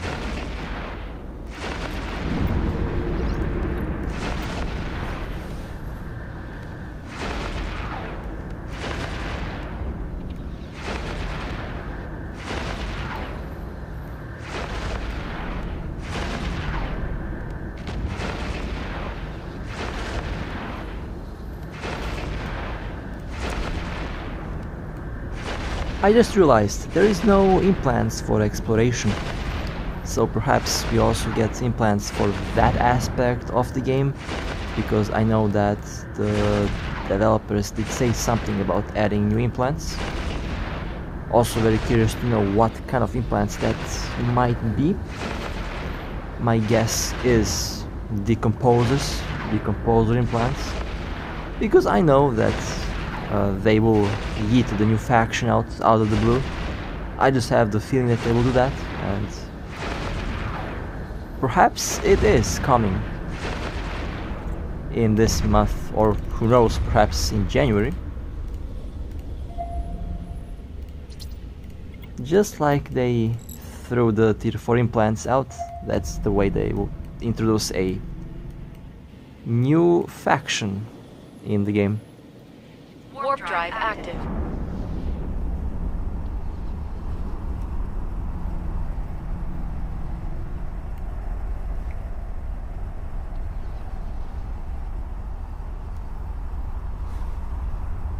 If that's the case, well, I think I will start setting up for the new faction, because you know me, I like new ships, I like faction ships, and a new faction, I'm all in for that.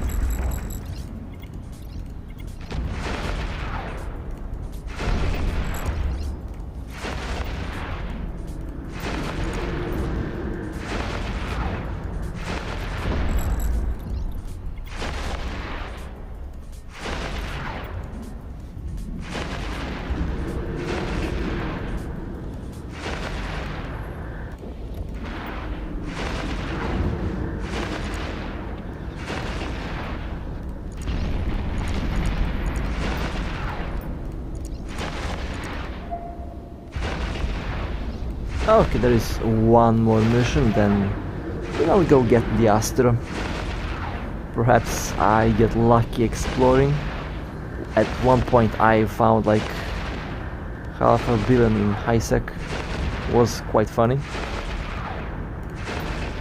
When high sec gave me more than low sec. Or null sec in some cases.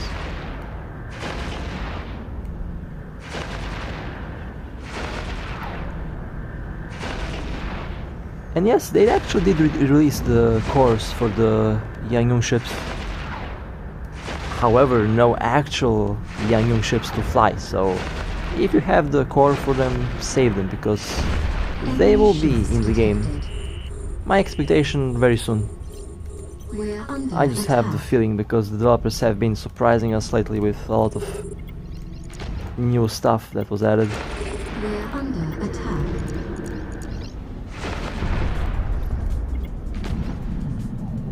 Yes, it is the white and blue Nanocore.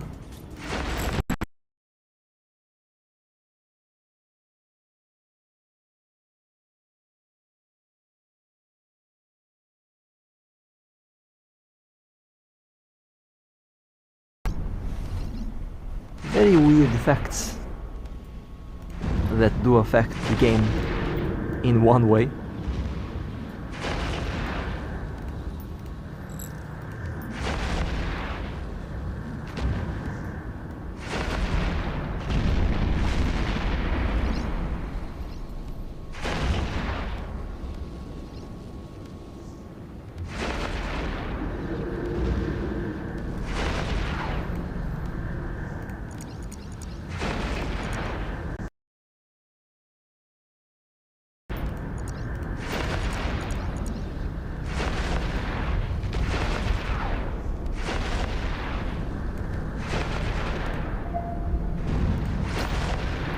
Oh, there is actually 2 missions. Okay.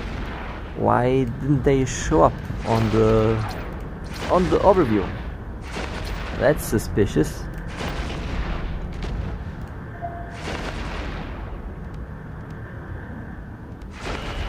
Enemy ships detected. We're under attack.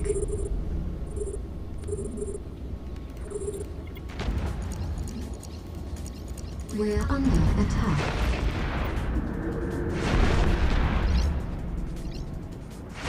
I mean, yes, I did say I use a purple core on the Machariel. I don't see a problem there. I just see salt. I was expecting that.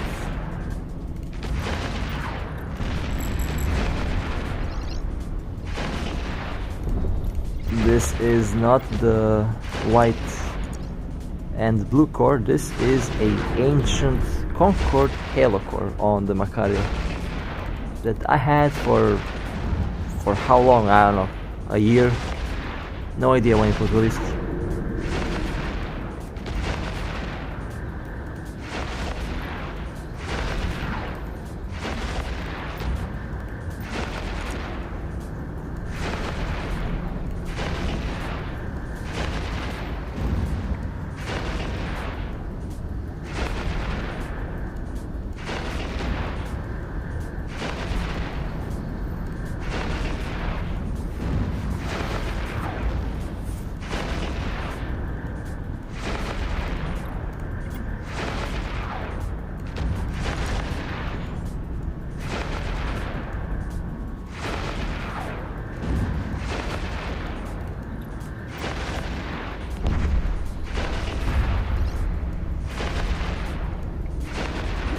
Oh no!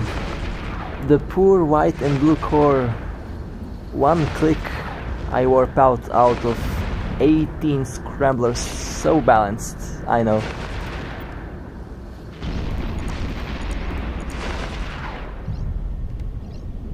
That core is one of the most overpowered cores in the game.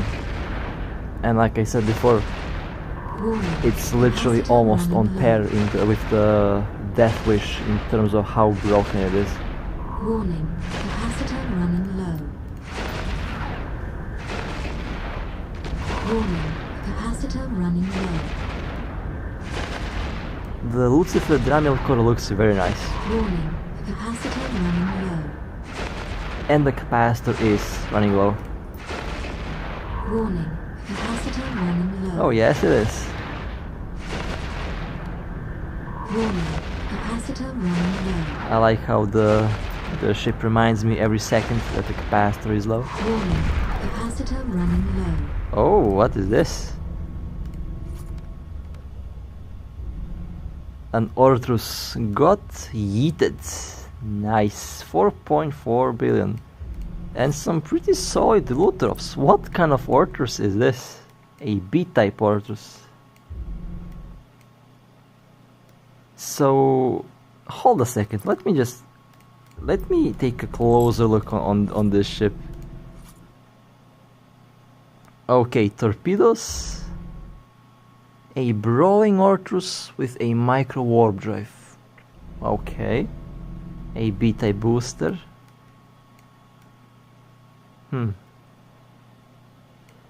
I don't know, I just have a weird feeling looking at this ship. Not really sure what exactly it is.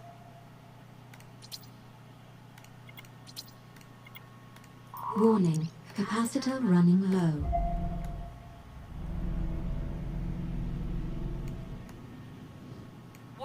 drive active.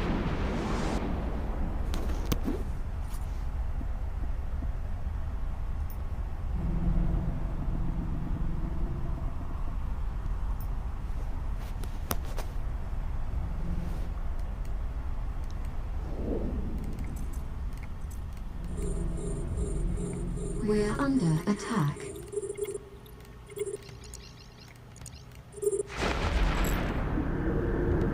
We're under attack.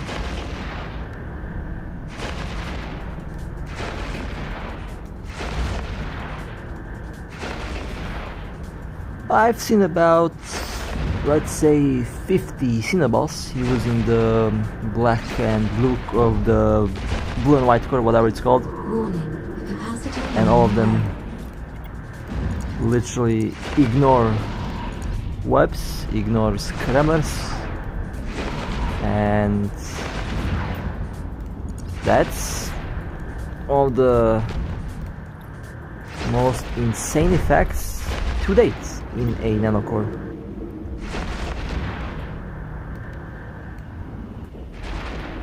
Warning. Capacitor running low. Like it or not, I'm just saying the truth.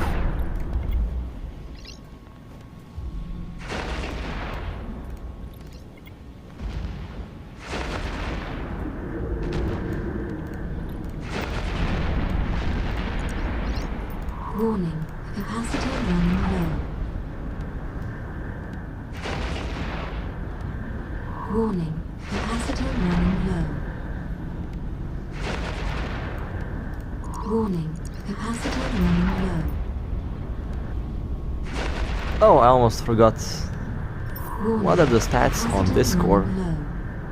I think it's still on the primary stats, and yes, not even leveled up.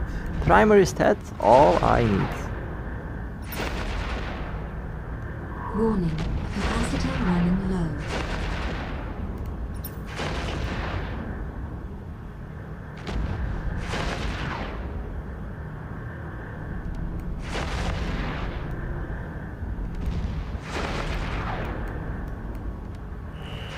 Enemy ships detected. We're under attack. Range on the autocannons, let's see. We're under attack. 38.25 accuracy follow, 5.81 optimal range, and I keep a 12-kilometer distance from the targets. Approach is set at 12 kilometers.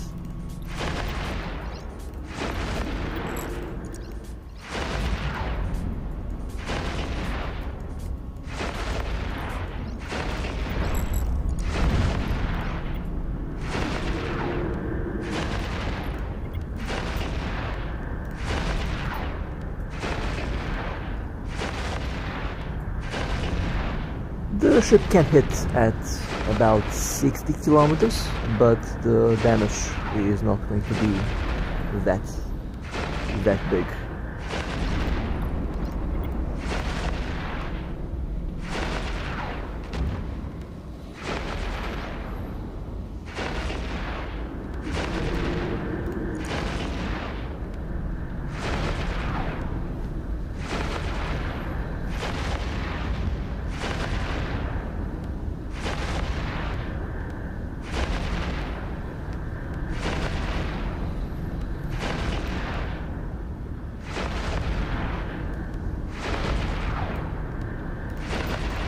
However, the capacitor is low, that's for sure, 22%. Let's recharge the capacitor a little bit and then the booster will come online again.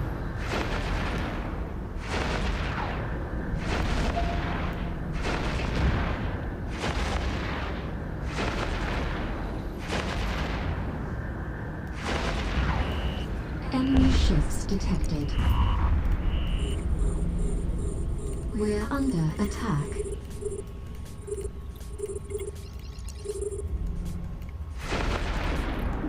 We're under attack.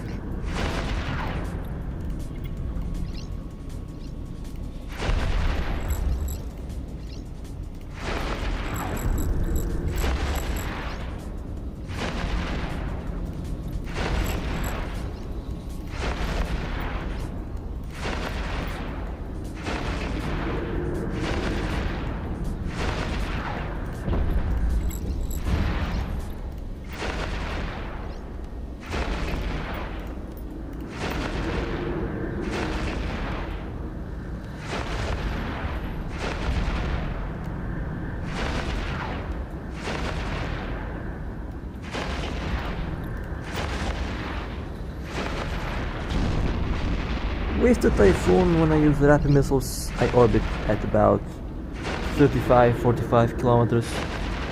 When I run the normal cruise missiles, I orbit about 100 or manual orbit at 150 kilometers.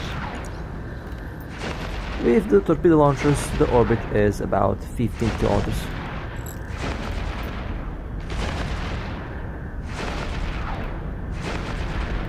The Typhoon can have a really good range.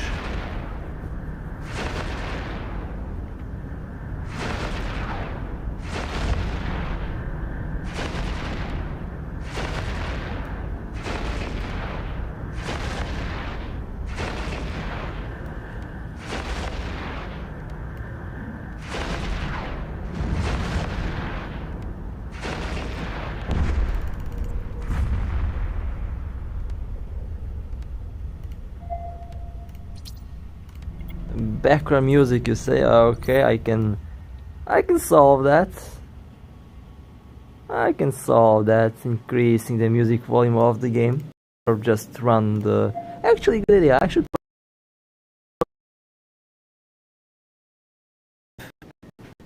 Music that I have on the phone. Although sometimes the. Oh, I forgot to click warp. Okay. Was wondering why my ship did not warp. Turns out I did not click warp.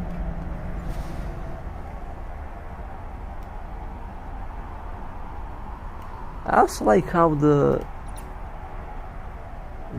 comments in the chat show like halfway on the screen. Although I did set it to be full screen, for some reason it doesn't show well. So I will have to change that for the future streams.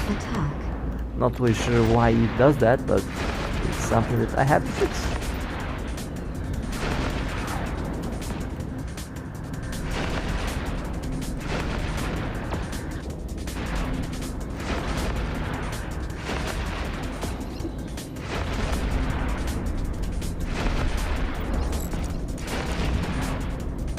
Actually, no, I don't quite like the battle music. I wish that you could turn on and off the battle music. I like high-sec music. It's quite relaxing.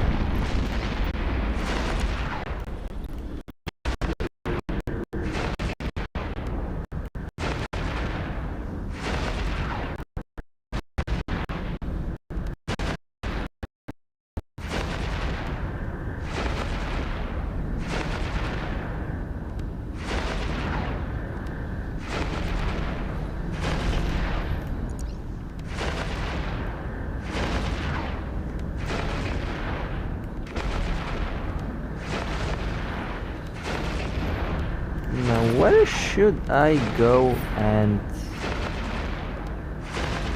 run exploration?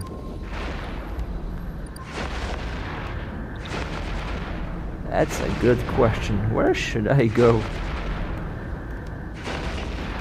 Because there's a chance that I'm not going to be alone. We're under attack. I know how this works.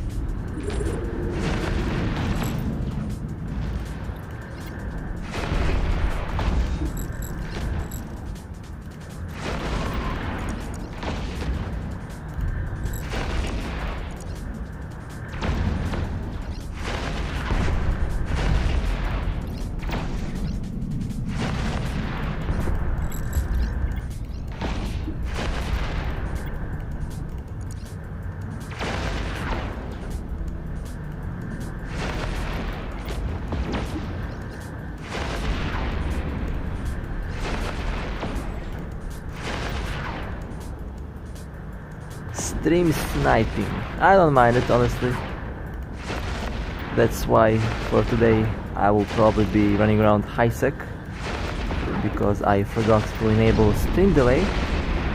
With stream delay I would add probably, I don't know, 25-30 seconds, which leaves me enough time to open the boxes and quickly vanish.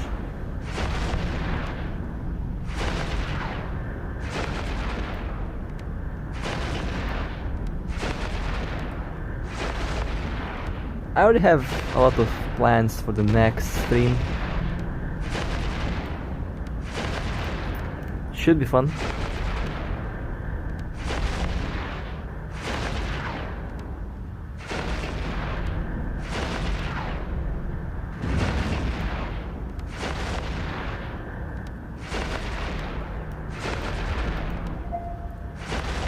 Okay, this should be the last one. Wave 3 out of 3. Okay, I was wrong. There is one more wave to deal with. We're under attack.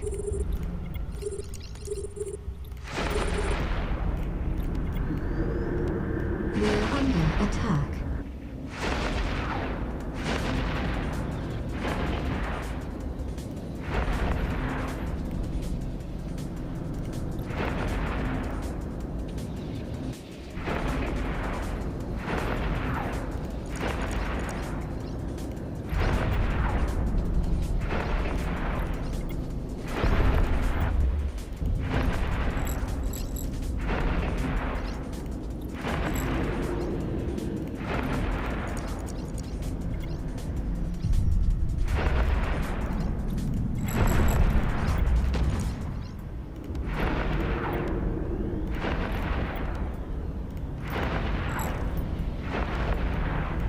Okay, last battleship.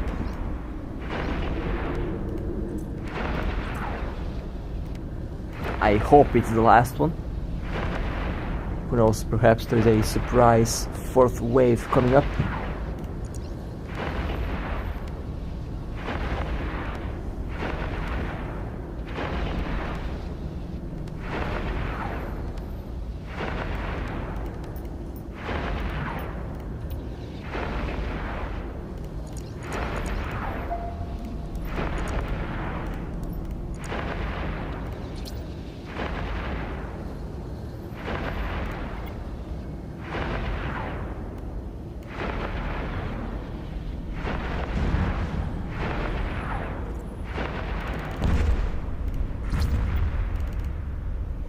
Warp drive active. Training with low slot mods.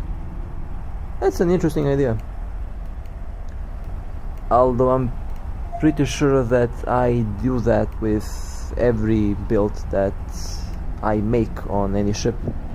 I test them out, I check out the stats, and if it works, well, I test it out to get to that conclusion. Okay, let's hop in the Astero. Warp drive Now, would active. be quite hilarious if it happens that my scanner is not in that system.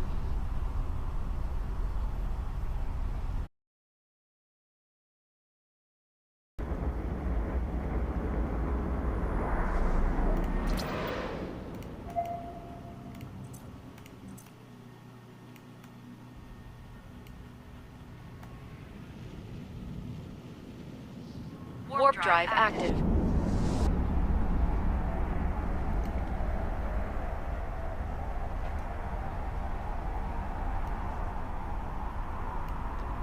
Fitting rigs with mods. I mean, that's basically what I do with every fitting window that I do. I believe that's what I do. I don't know, you tell me.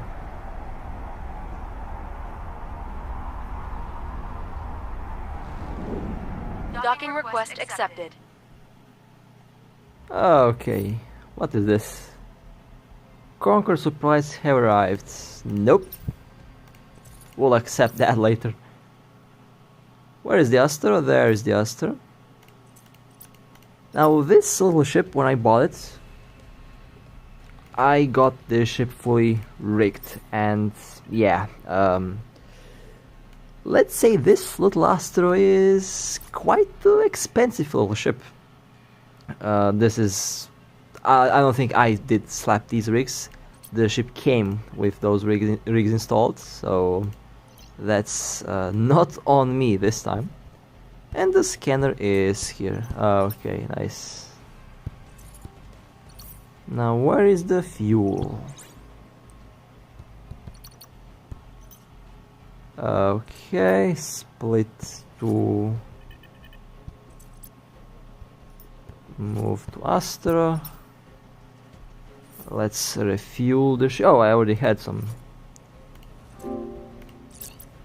Okay, and I think this should be enough.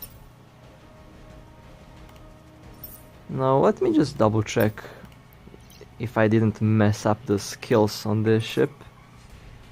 Okay, 5, everything on level 5. Should be on level 5, okay. 62.32 meters, not a big problem. Now the main question, where should I go? The map is pretty big.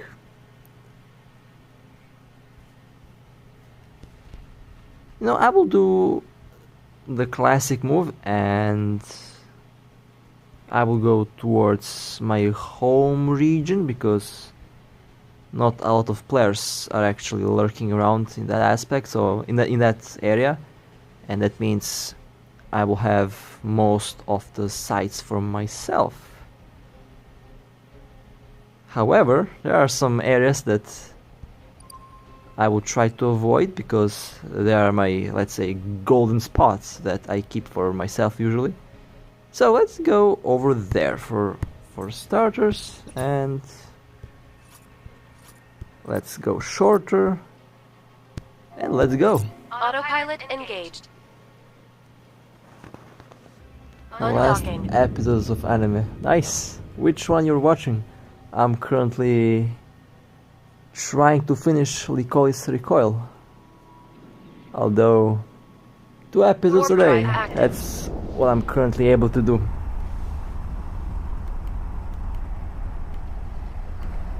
Cannot wait to see the anime skin comments popping in. That's going to be hilarious. And I'm probably going to be the first one who buys one. JoJo Part 6. Nice. I haven't seen that one yet.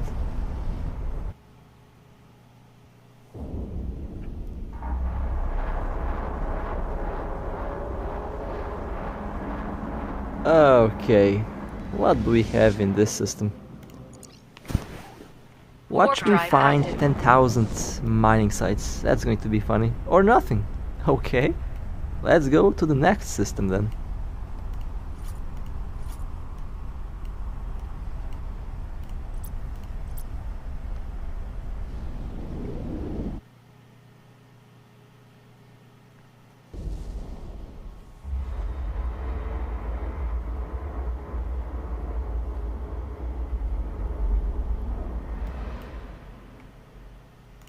Warp drive active. Now, I forgot to show you how much does this Astero cost. A lot.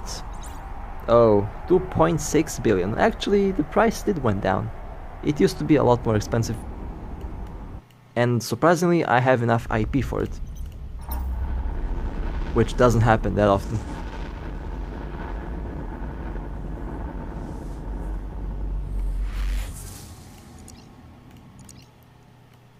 Warp drive active. No signal waves? Okay. Now this little ship made so much risk. This is the ship that I used to fund the Belgorn. The ship is the ship that I use to fund most of the battleships that I fly. The Ortus, Statius and things like that. So there is a lot of history behind this Astero. It's a very nice ship to have and very nice to fly. Warp drive active.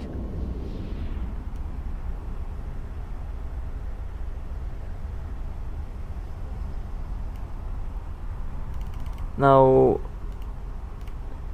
on the Astero, you don't have to go with the. You don't really have to go with this build. This is a build that I got when I got the ship.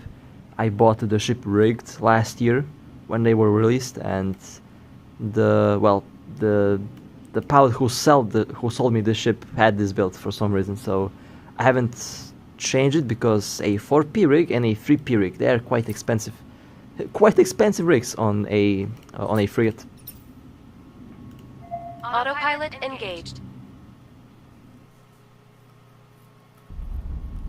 The revelation is in my home system.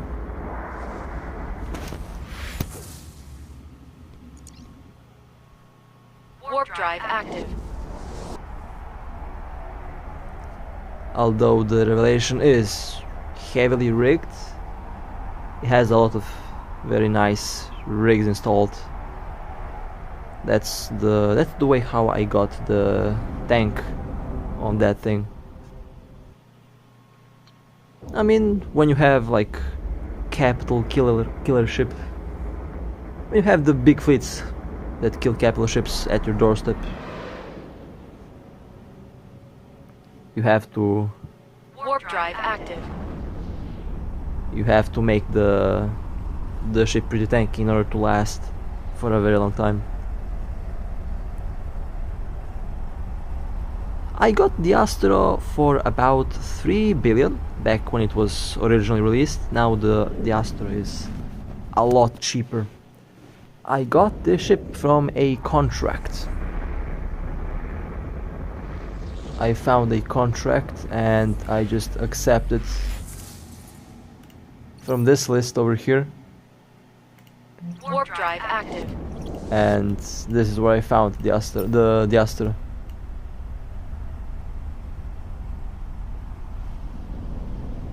Although the Astero became a lot more cheaper now, I believe.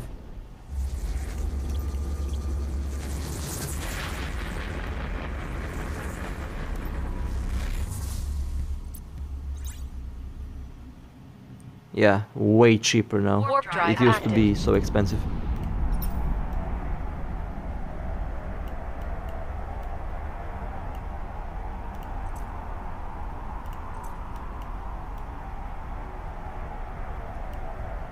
At the time, the Astero was a novelty. It was pretty... Oh, how I got the revelation. Well, that's a long story. That's a very long story. Let's say I got a little bit lucky for that ship.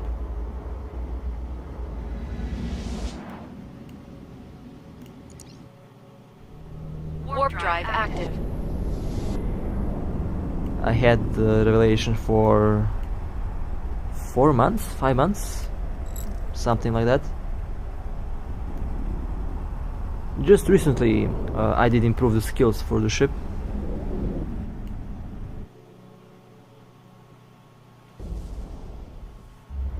Hold a second, have to quickly do something real quick.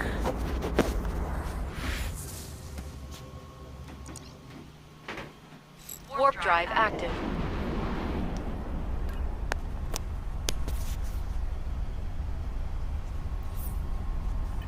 Okay, the first sight, the first signal. And of course, it's a compressed belt. Told you that this would happen. Now give me just 1 small second to quickly adjust some things.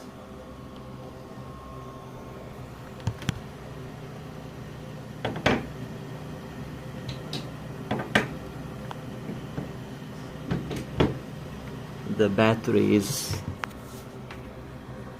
is getting a little bit low here. Autopilot engaged.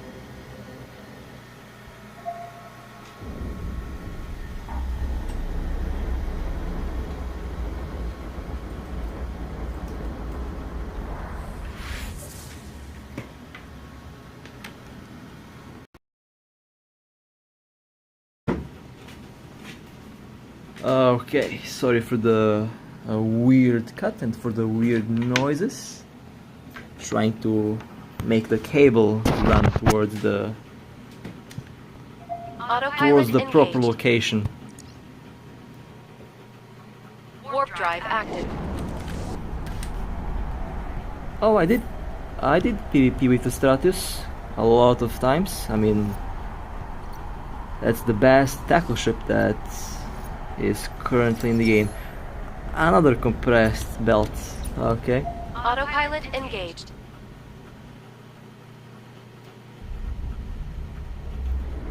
I actually did a lot of solo with the Stratus, although at the time I believe not many players were interested in the Stratus. Warp drive active.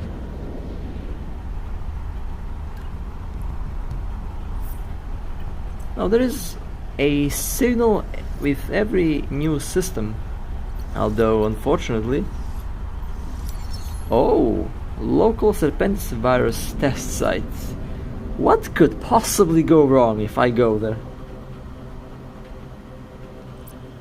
Now, long story short, with the revelation, Warp drive active. I just got lucky. I just got lucky at that one point to have very rich friends that are also very helpful. I mean, very friendly. Okay. Let's crack open the boxes.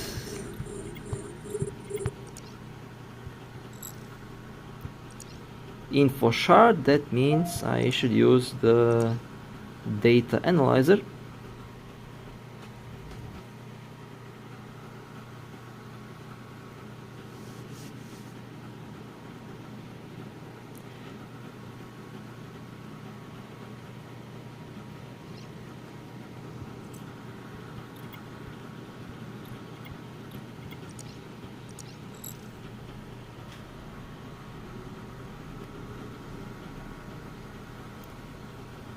The one thing about exploration that I don't like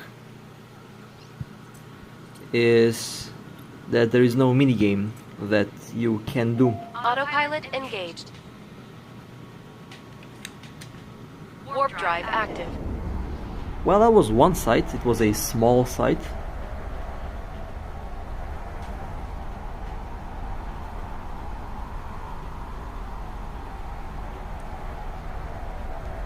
Although this is Astero, not Stratus. We have two signals, and this might actually be something. I know a lot of players always ask me, how do you do exploration? How do you know if there is a site or if there isn't a site?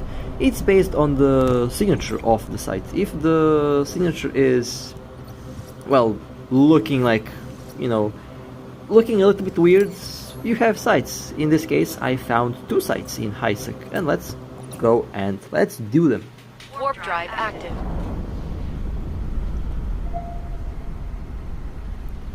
Looks like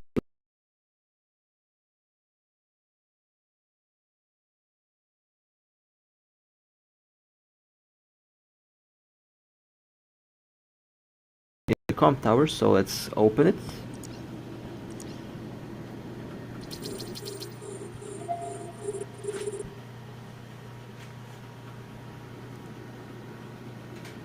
My friends I have a lot of friends who do PvP all the time, and some of them use the Astero for PvP. It can work. It can work. However, I just prefer the ship for exploration.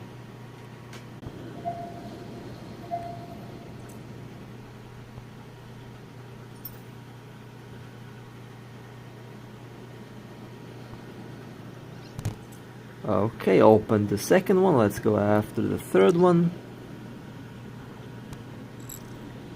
Exploration is a very nice thing for new players as well, because you can find good stuff, if lucky. And it doesn't require a lot of very expensive.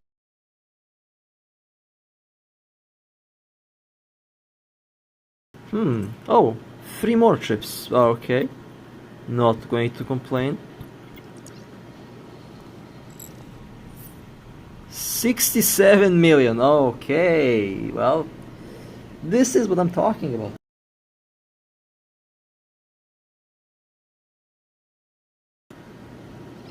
Well, this was a good site. This was definitely a very good site. Not going to complain about that one. And let's go to the second one in the system. I have opened all the boxes, and Let's go to the next box. This was easy 67 million. We have 4 debris. I'll open the first one, that's the closest.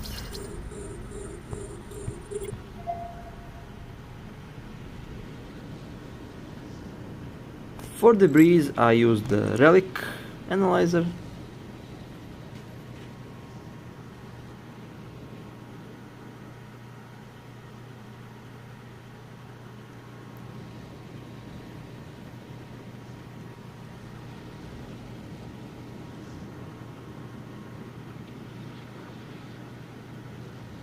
Okay, some blueprints. Let's go to the next one. Any loot is good loot. I'm already happy that I found about 67 million from the first site. Everything else right now would be a bonus.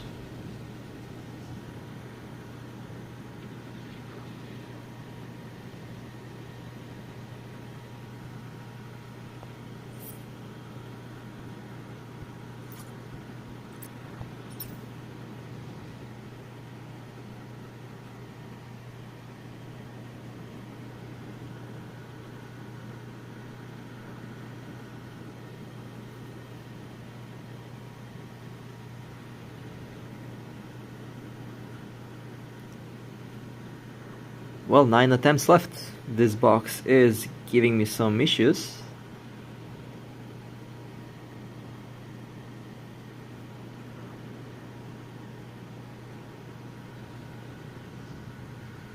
And I think I will be stuck inside of this huge structure. And the box might actually explode. Okay then, fair enough. Oh, it opened it, and yeah, not that good. Let's go to the next one.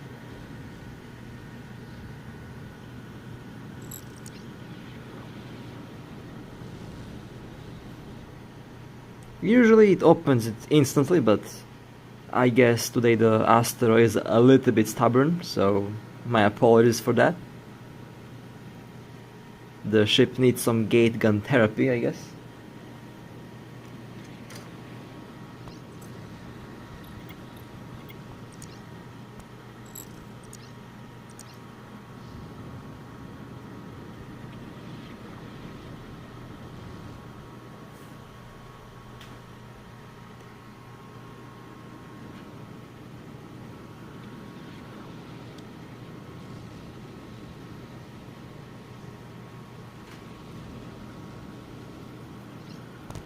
And well, the site is, I think, looted. Yes, this. Okay. Autopilot engaged. Let's continue Warp the drive exploration active. journey. So far, I'm quite happy with the results. These ships are very, very nice.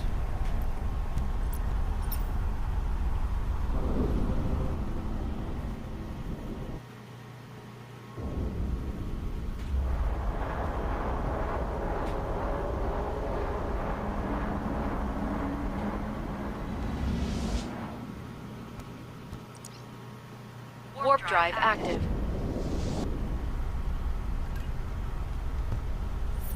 We have 2 more signals, and we might have 1 site and 1 Nihilus mining site. Okay, Serpentis excavation, and this is probably going to be a mining site, so nothing of interest, but you never know. Let's scan. Okay, compressed space. Let's go to the crumbling Serpentis. Warp drive active.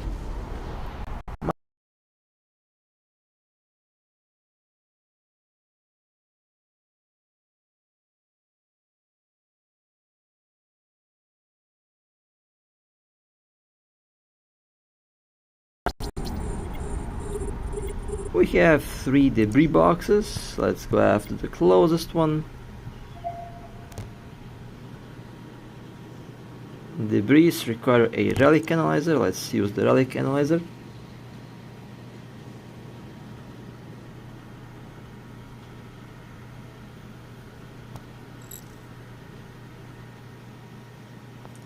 Now this little ship has a very nice tank, that's true. And just got reminded to take a look. 76, 74, 75 and 72. A tanky little Astero. 11,000 hit points.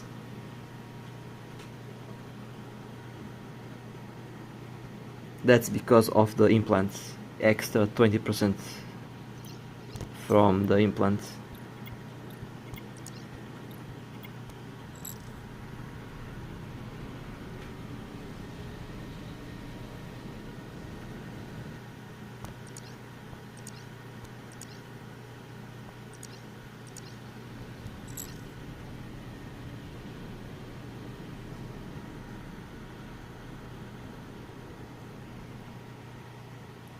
And I sold 1 C-type medium missile launcher. Okay. What do I even have on the market? I have a lot of stuff on the market. That's true.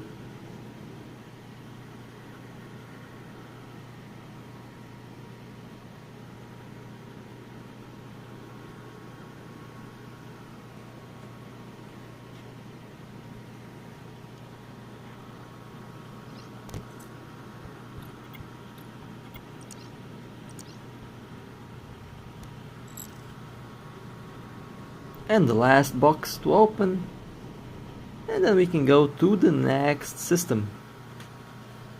Okay. Autopilot engaged. Everything cleared, everything should be drive cleared. active.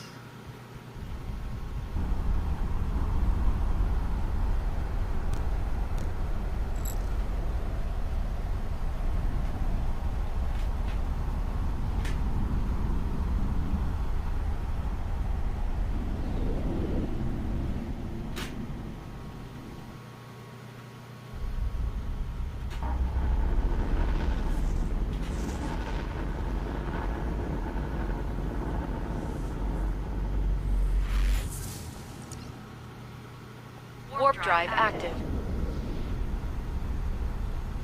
No signal waves detected. That's fine. Yeah, I haven't been exploring in a very long time. This is my first exploration roam in probably 3 or 4 months, because I've been mostly doing PvP. However, exploration can be quite relaxing, and I love the aspect of the game.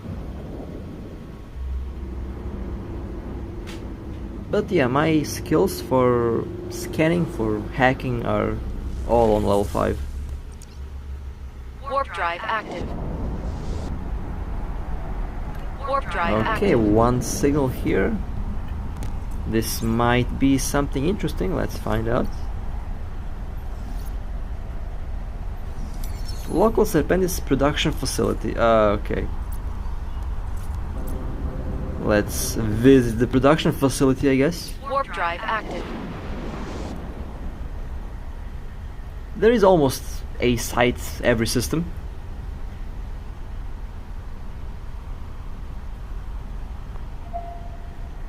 Okay, we have a tower. The tower will have priority first, as always.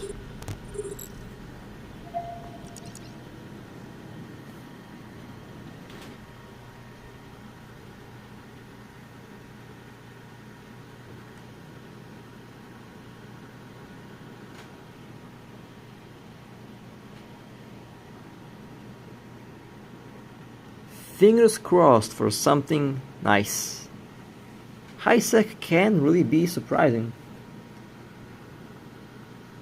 Well, I got some data cores, I guess. Better than nothing.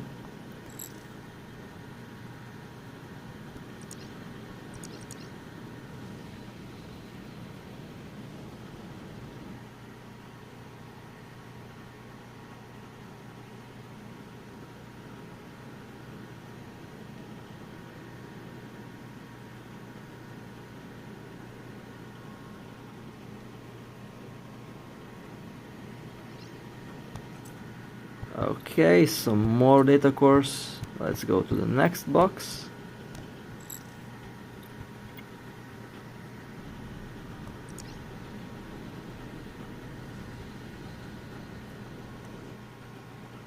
That was quick. Okay, and the last one. Now I like to have a micro updrive on the Astero to quickly go from box to box. That way it's difficult to catch the ship.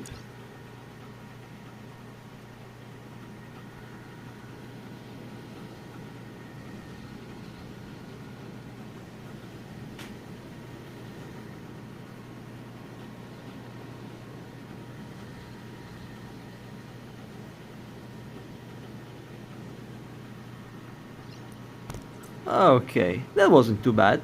Data core site, I guess. And this should be the last box. Autopilot engaged. The site should disappear. Okay. To the next system. Warp drive active.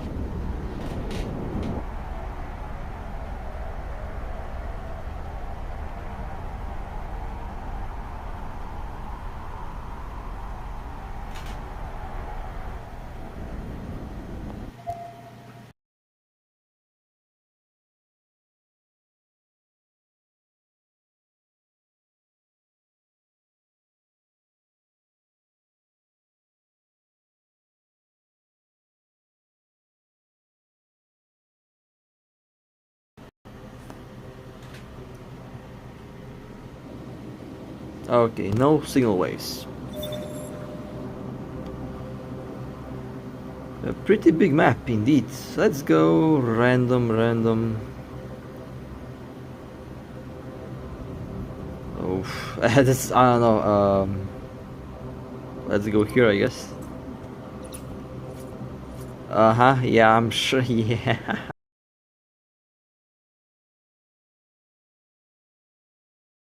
Okay. I call home system, by the way. Okay, this should work. A lot of systems to cover. Autopilot engaged. This is how easy it is to fall into the gate camp. Just one misclick and the game will send you towards a death trap. Warp So drive you always active. have to be careful.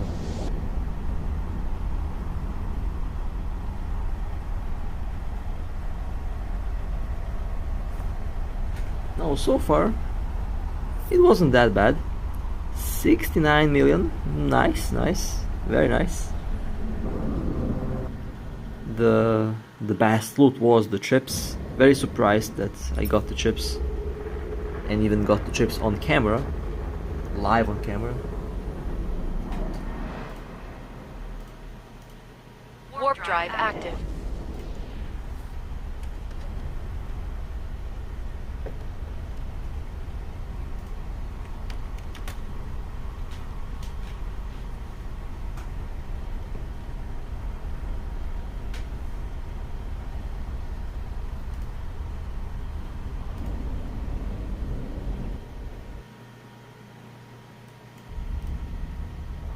Now what is with the quality?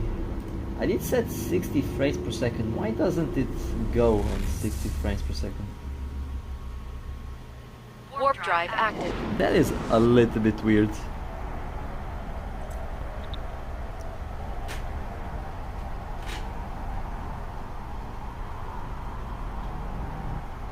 Is this phone a potato? That's the question. Oh, and the game crashed. Well, that's lovely. This is why you set safe autopilot when something like this happens.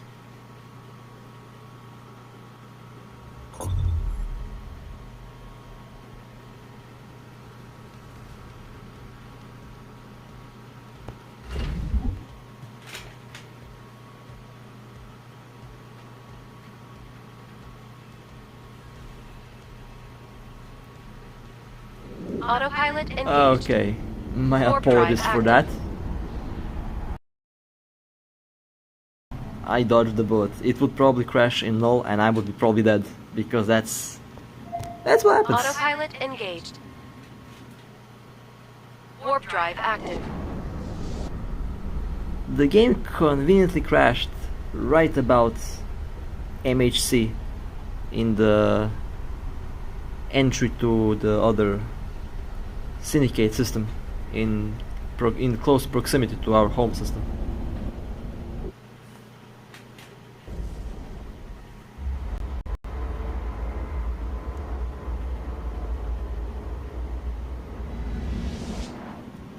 Also right about the moment where I Warp drive talked active. about a potato, that's when it crashed.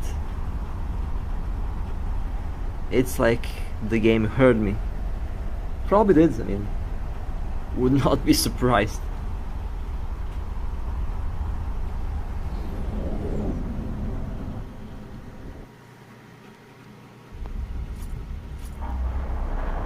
I will do this little roam towards that system and then I will head back to the low sec home system. Warp drive active. Oh, that's for sure. The dead spirits are Warp haunting me. drive Yeah, active. that's probably what's happening here. 31,000 of them to be more accurate.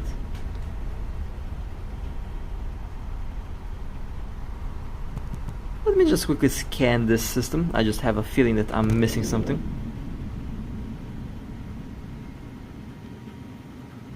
Okay, no signal. Autopilot engaged. Let's go to the next system. You know, when I have the stream delay active, I will be doing some very silly stuff. The first stream that I do on this game is mostly just Warp drive testing out active. to see the stability.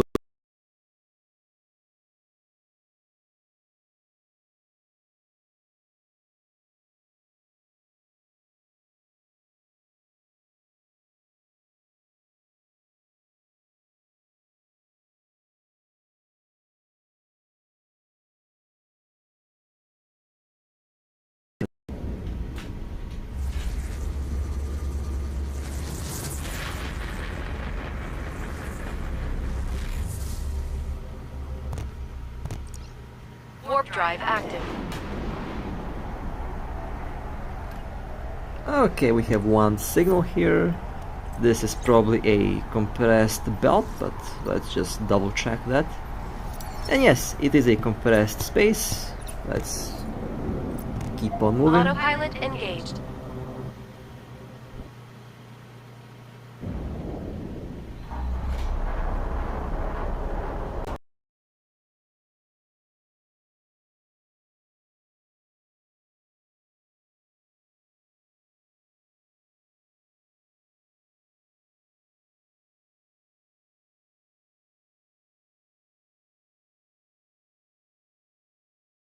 Test this. Okay, next. Autopilot engaged.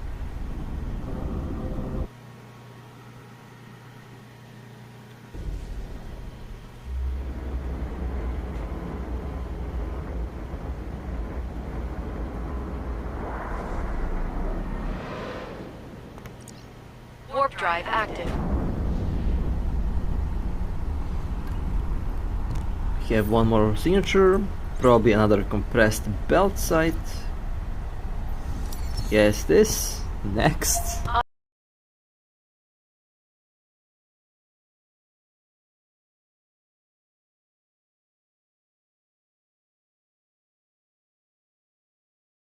With an interceptor, with a Warp destroyer drive if you like, active. with a cruiser, all works. Okay, this might be another compressed belt.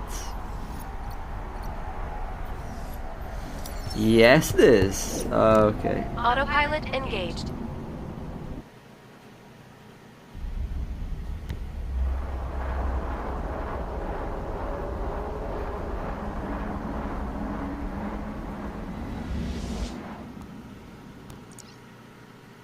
Warp drive active.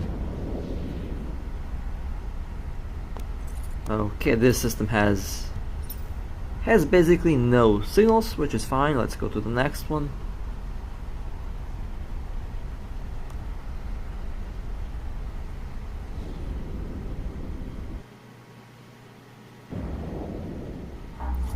I can set that prefer shorter from this moment because this is the shortest route anyway.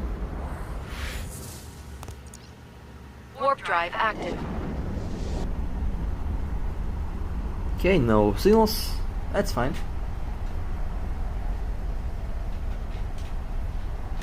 Makes the travel a lot faster as well.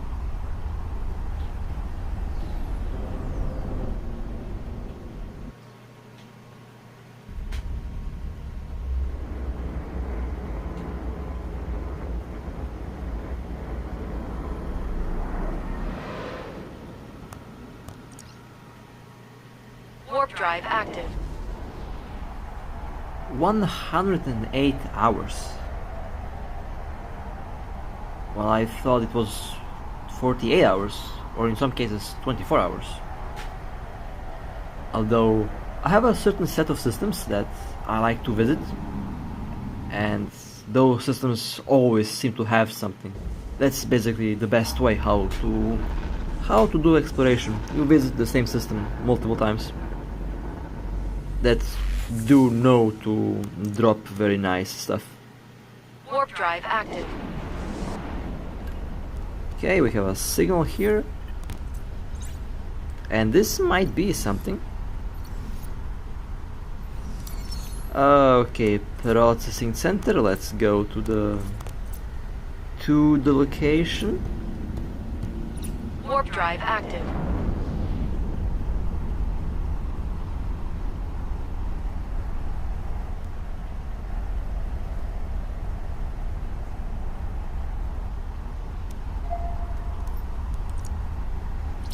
We have 3 info shards. I'll go after the closest one first.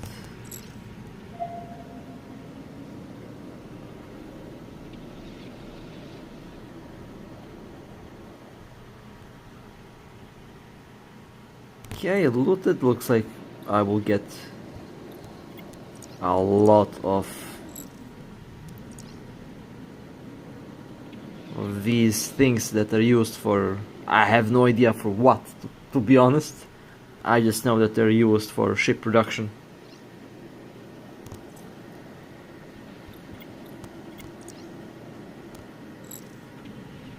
This will be a very quick site, and then I can move on to the next area. Okay, let's go to the next area. This was pretty quick. Warp drive active.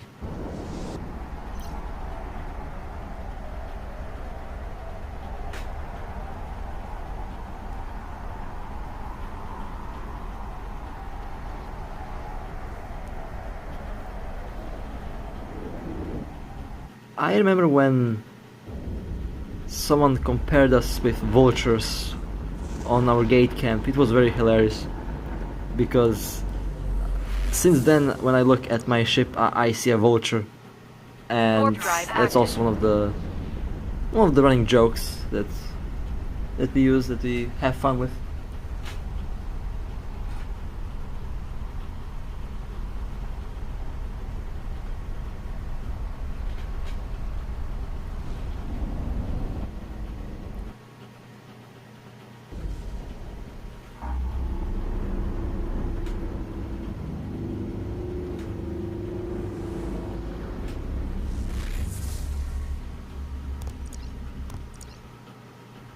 Warp drive active.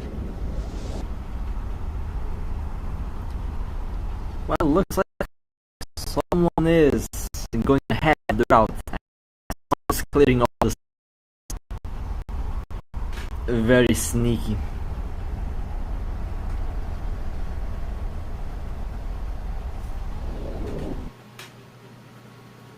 This is why stream delay needs to be a thing. That way I still have the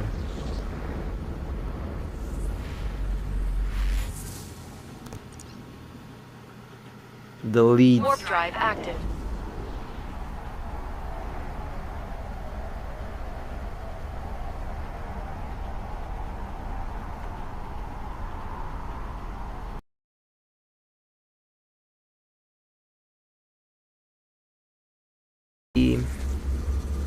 A lot of Armor ships, I guess. Warp drive active.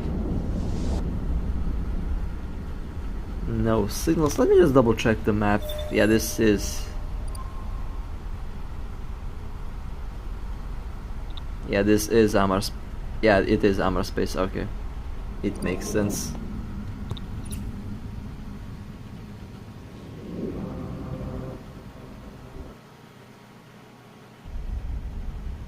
A big fight.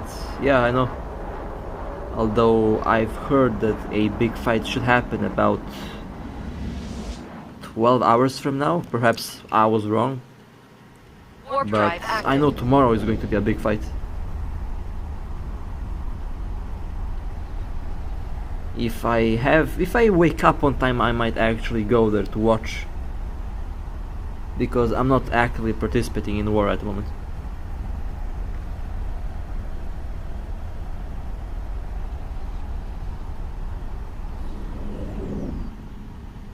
But the current war should be pretty interesting. I think I've been told it's like the biggest one that the game has ever seen at the moment, so perhaps they can replicate the bloodbath of BR5. That would be a pretty epic fight. It was an epic fight. Happened like in 2014, I believe. 7 years ago. 8 years ago, actually.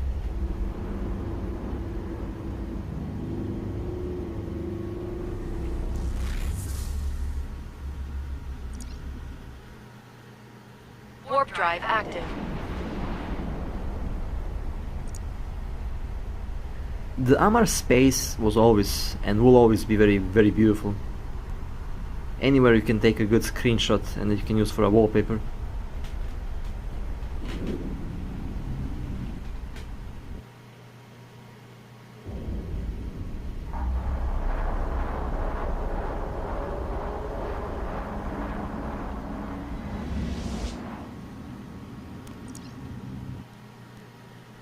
Warp drive active.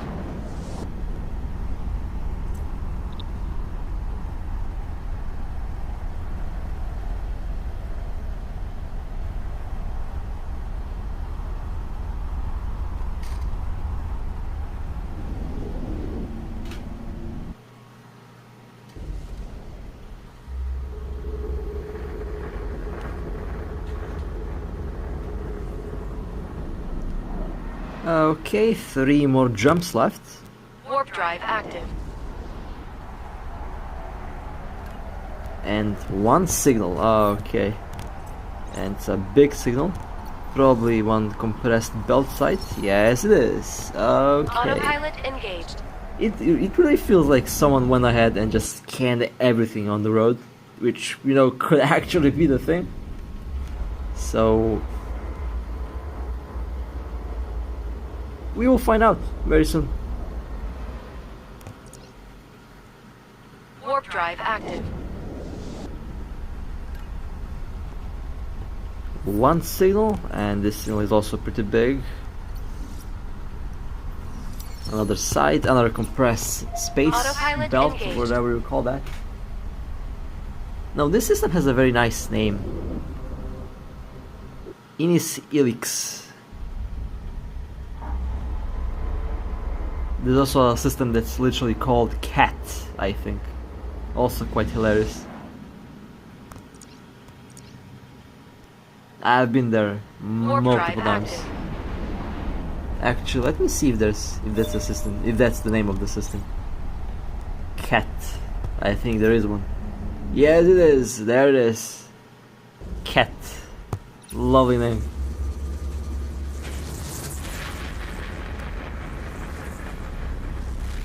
And we have reached the destination. Okay, now let me set up the journey back to the Machariel. It should be there. It's not that far away, surprisingly.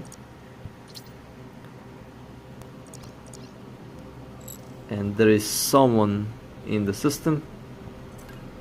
We have 2 signals. And looks like we have probably 2 sites lurking around. So all the journey wasn't really wasted.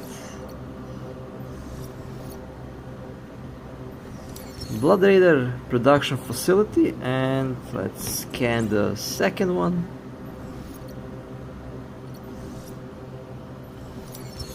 Blood Raider crystal quarry. Okay, well, let's go to the quarry first. Warp drive So active. this bottleneck system, this dead end system, had 2 sites, which means that not many players have actually explored this region. And I have to be quick. We have debris. Let's open them. I will go after the first one.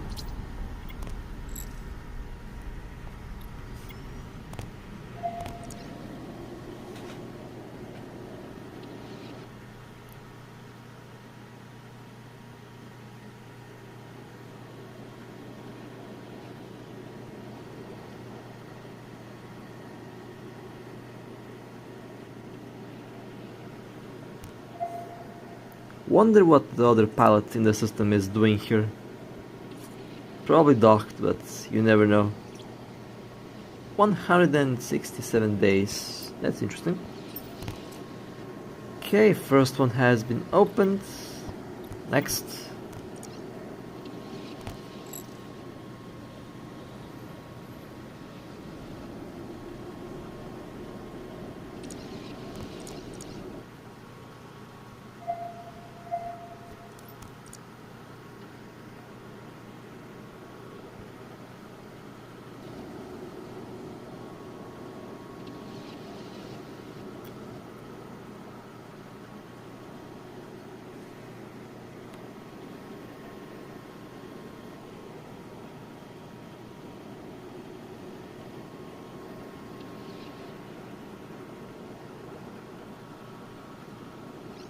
Okay, second one opened. Let's go after the next one.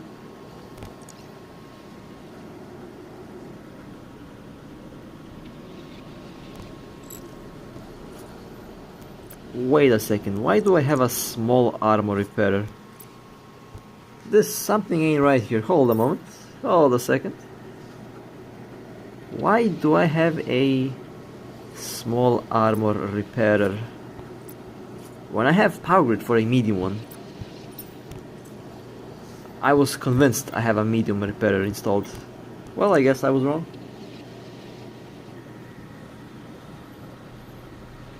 I guess I didn't build the ship properly.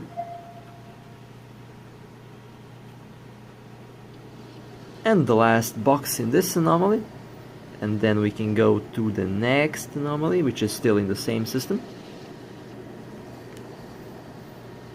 Okay, metal scraps.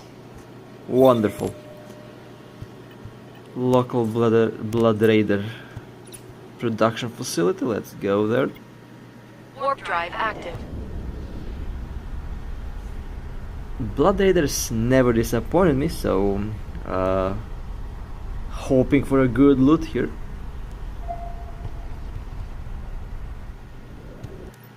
For a good loot drop. Okay, we have a tower. Let's go after the tower first, and then after the info shards.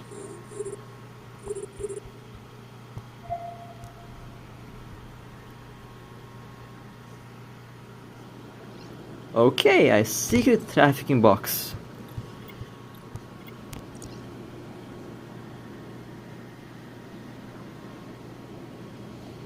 What the hell is this? One moment.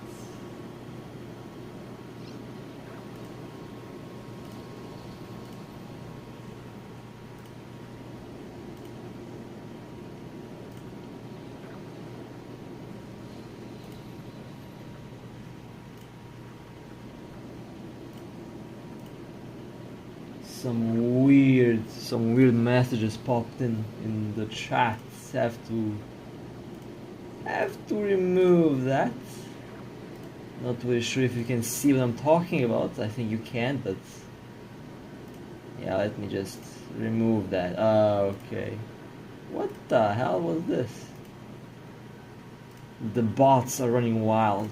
Oh my god. Okay. Fixed. Reported. Next box. I really hope that you did not see what just popped in chat, so... pretty questionable. Pretty questionable indeed.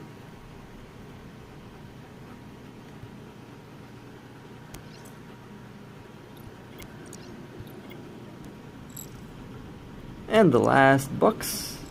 Oh, I double clicked on the analyzer. That's a fail.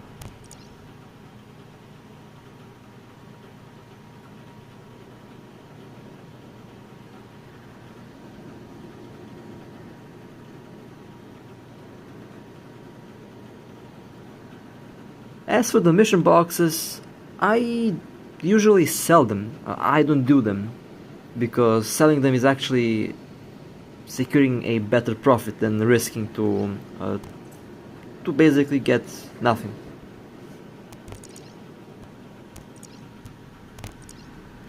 So I usually sell the boxes. I don't open them.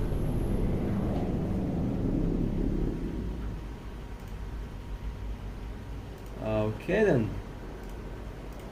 Even more weird messages popping in. Oh my god. Yeah, I forgot that this occurs. Jesus Christ.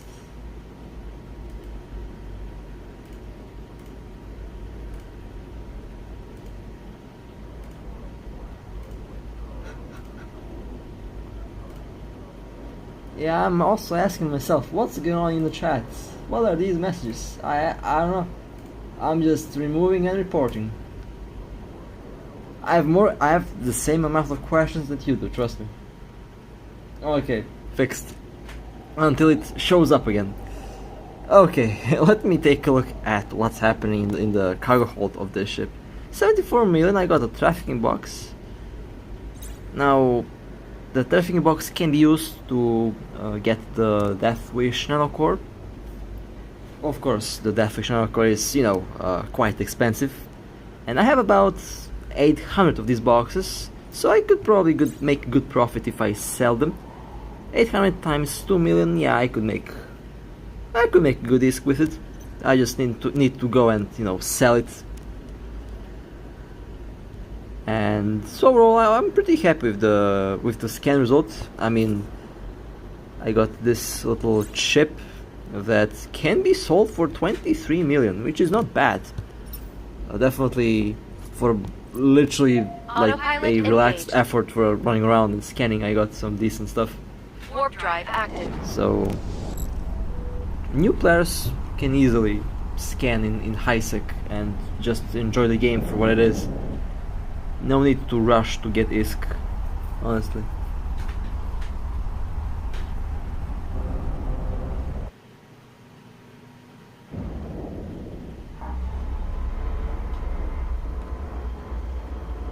Okay, back to the Machariel. It will take 7 minutes to get there. 3:15 AM. Well, the sun will come up in about 3 hours, so yeah. My sleep schedule is wrecked, just like that Nestor 3 days ago.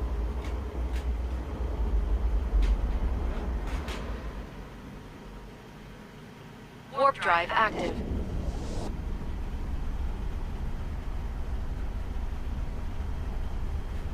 Hopefully those weird messages from the bots don't show up again. Imagine if that shows up while I try to do PvP. That's going to be a problem. The chat should be fixed for now. Warp drive active. I hope.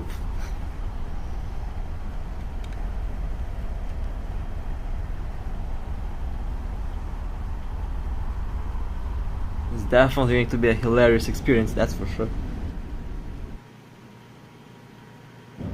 Wait, why is it showing up again?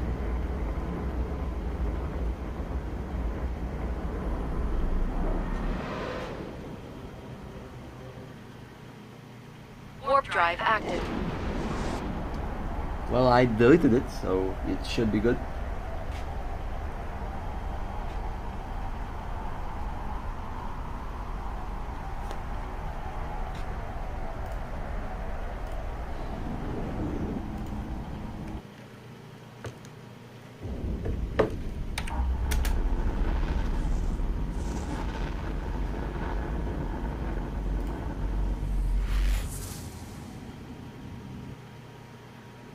Warp drive active.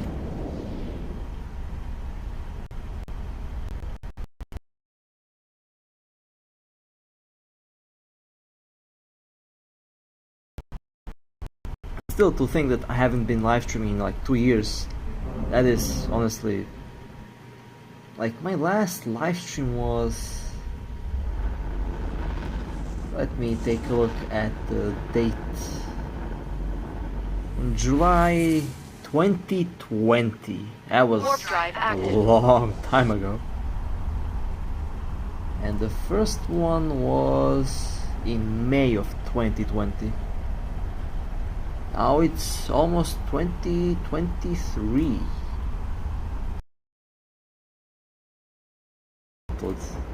I kinda enjoy this type of. I can enjoy live streaming a bit more. Warp I would drive say. active. However, I'm not able to do all of the things that I usually do when I record the video, because usually when I record the video, that takes quite a while to assemble the footage and then to, you know, compile it.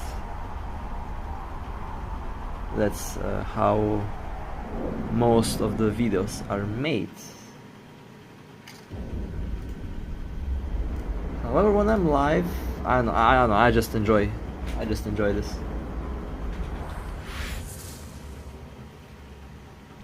Warp drive active.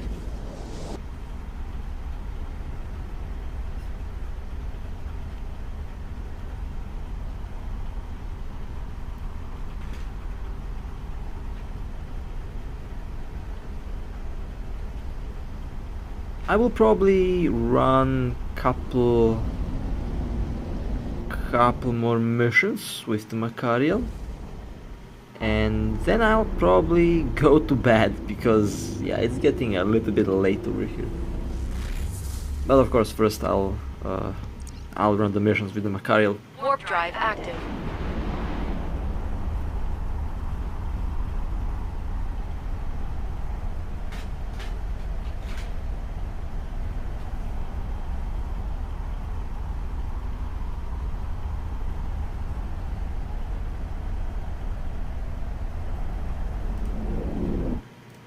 It would be quite funny if I just fall asleep while running a mission. That's that would be quite a hilarious experience.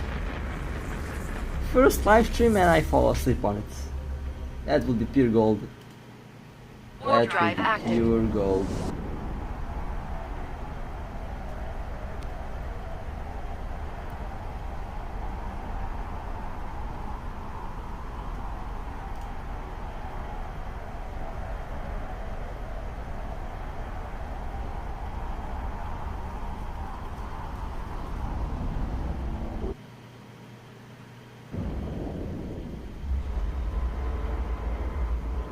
Hold a second, just need to get my phone real quick.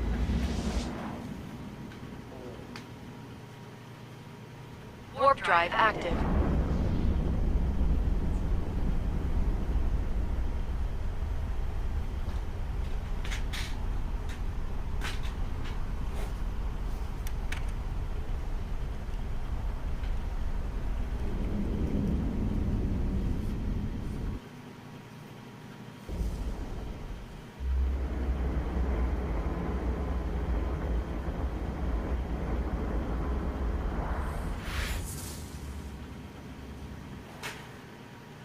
Warp drive active. Okay, 4 more jumps until I jump in the Macario.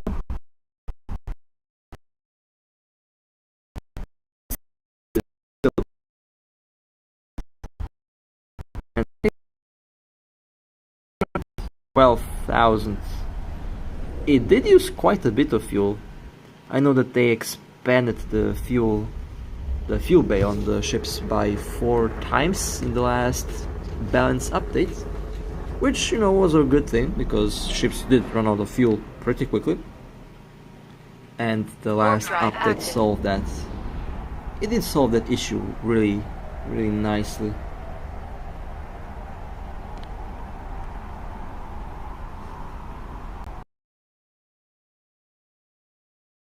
Nice Belgorn.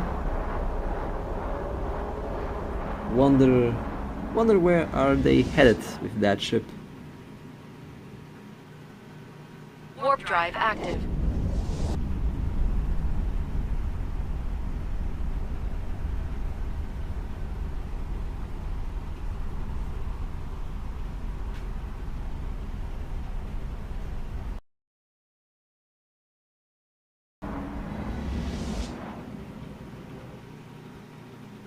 Warp drive active.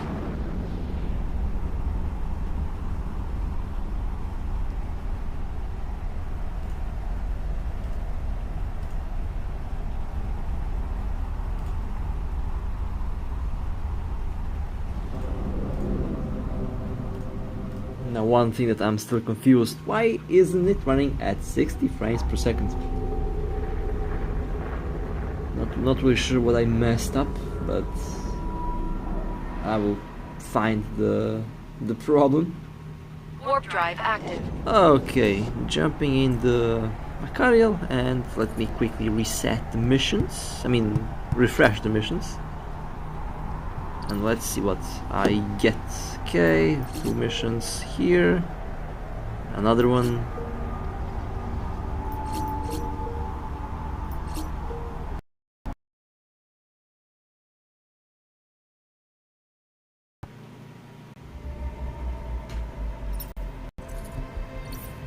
Where is the Macario? There it is. Let me unload and then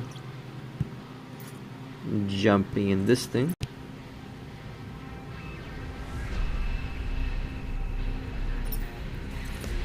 And let's quickly clear the next 6 missions. Overall, I'm pretty happy with Autopilot engaged. with the way how this works so far. I mean, Undocking. there are things that I will have to fix, of course, but it's not as bad as I thought that it would be. I expected a lot more lag.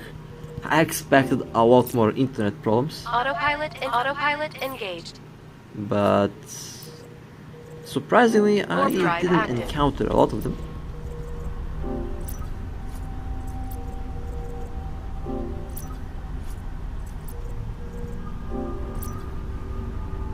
Okay, this should be pretty quick, so not a big issue.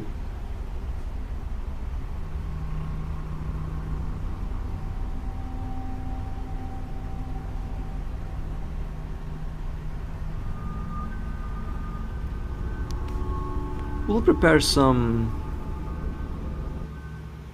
very nice things for the next stream. Now I plan to run 1 stream per week on multiple games.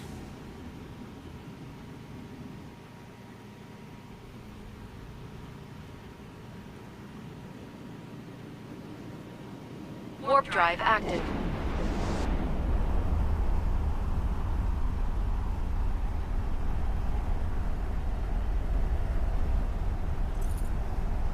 Oh, and since we are at the PvE part, I can easily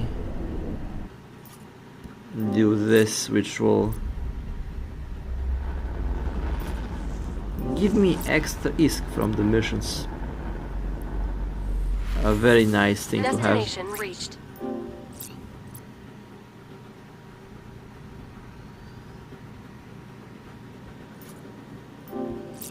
Warp Okay, drive active. let's go to the mission and let's speed run this if possible.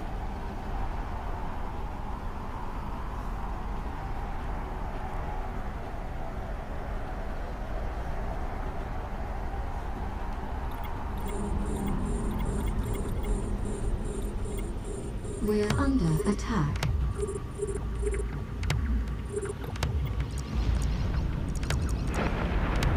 We're under attack.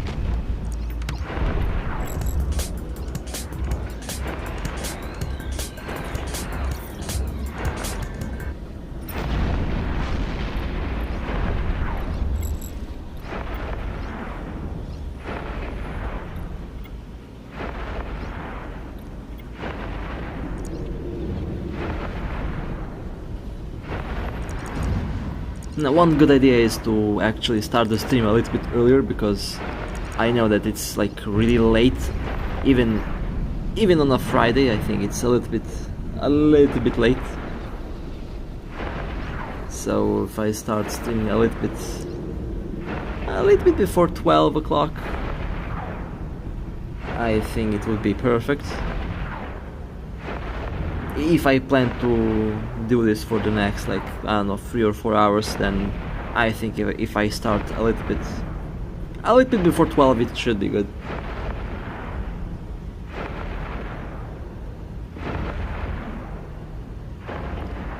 Is this Raven actually shooting at me with lasers? Or did I... Okay, not lasers, railguns, okay. For a second I thought I've seen pulse lasers. Was a little bit caught by surprise. We're under attack. Okay, that's one down. Let's go after the next We're frigate. under attack. Because I don't like small ships flying around my Macario. They can be problematic.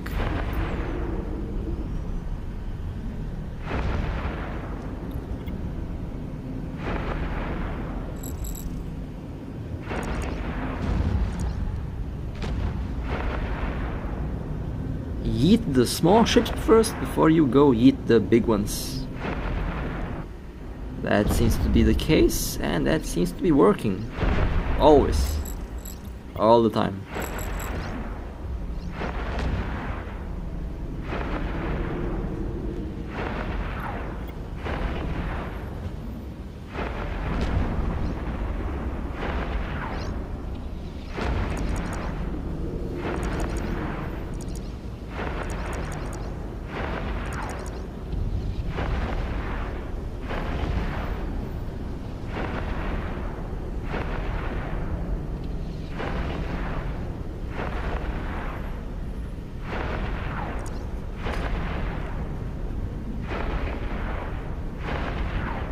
Three hours and 15 minutes.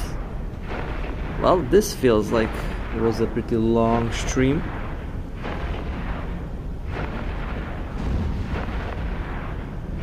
Although in reality I did plan this to be a little bit longer, but for a first try I think it was pretty good.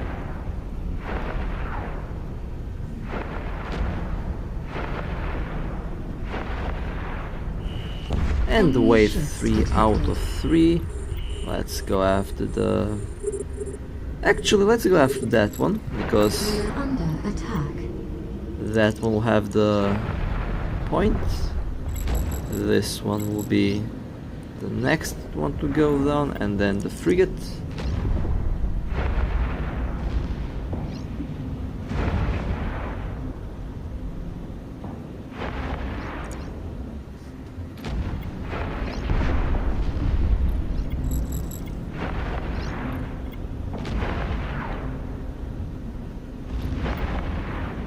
Now I think this is a 3 million-isk mission.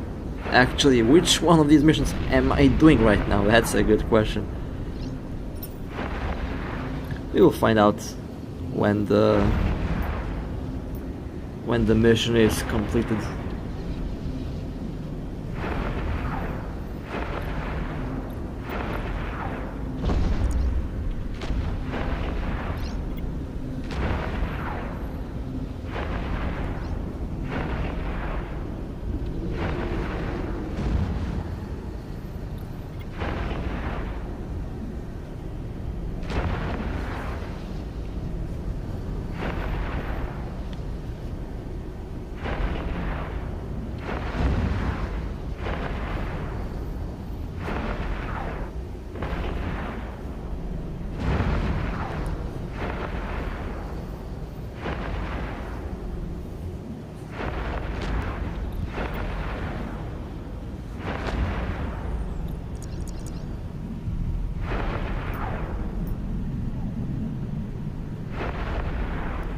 No, some of these missions can actually do some damage on your ship.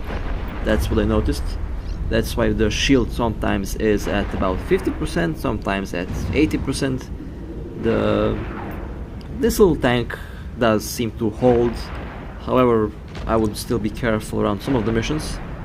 And of course, depending on the region and on the ships that you're fighting, sometimes having a different tank, for example a armor Machariel in Amar space is a good idea, but over here in Caldari space I think a reactor, and I think the adapted and the normal booster should be enough.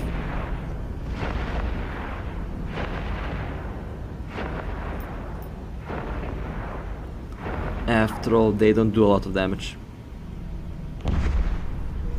Okay, that's the first mission down. Next.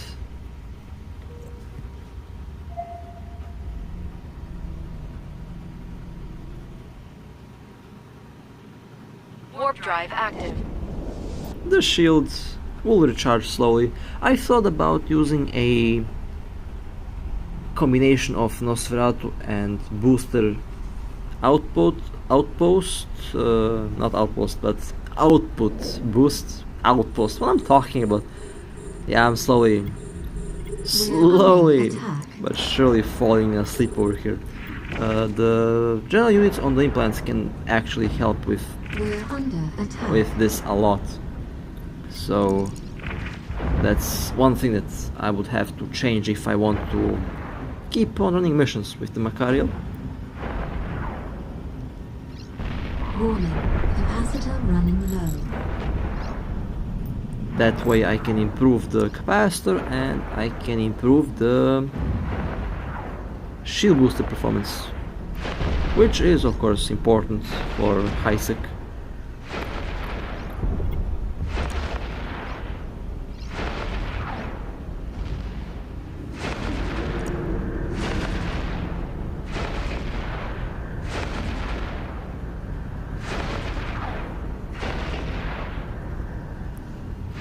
The effects on the turrets are wild, much better than the effects before.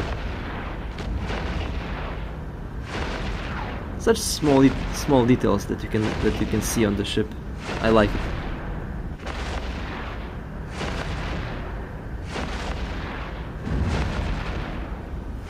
It does feel like a cannon a lot more now.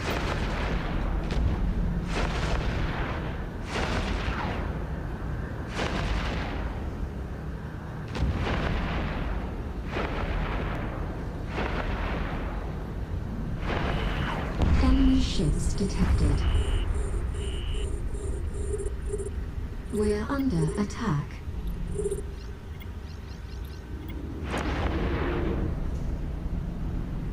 We're under attack.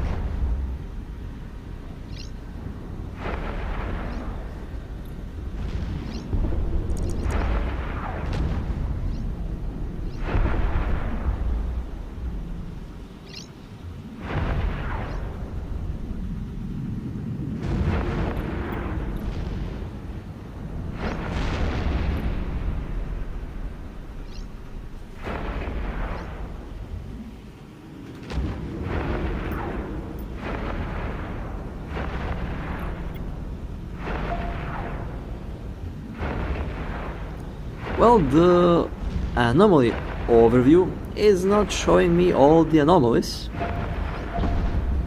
Only showing like a couple of them, not all of them.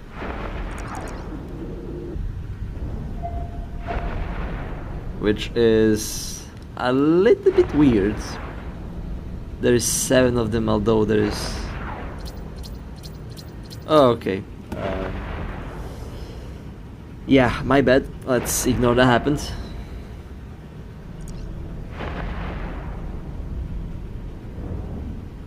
It shows 7 and there is 7. Everything is okay.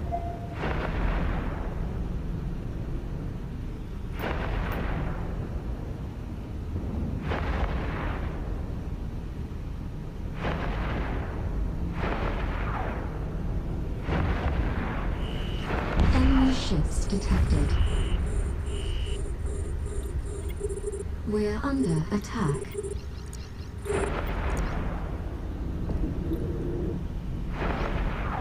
One aspect of the barrage that might be, let's say, problematic is the range reduction that you get when it's activated. From 38 kilometers it goes down to about 25 kilometers, which honestly is a big reduction, and that will affect the range that you can effectively hit targets at.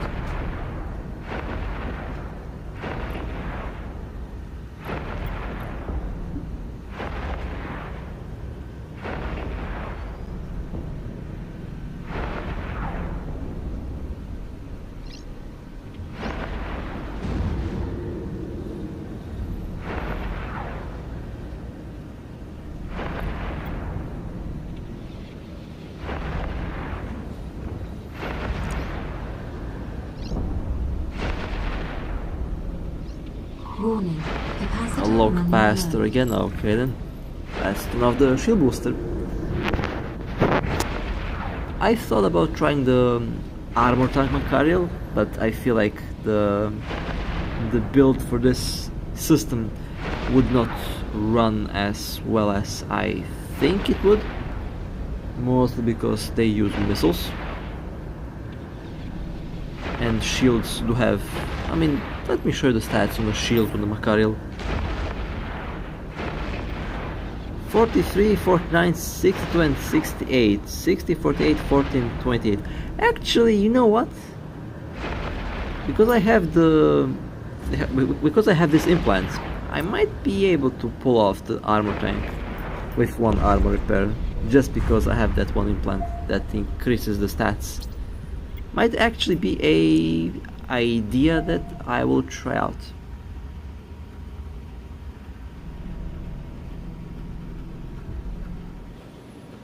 Warp drive active.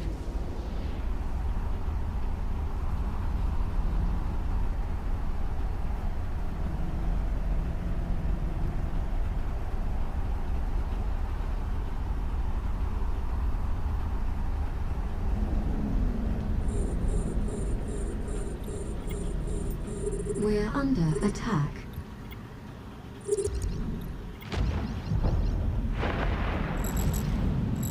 We're under attack.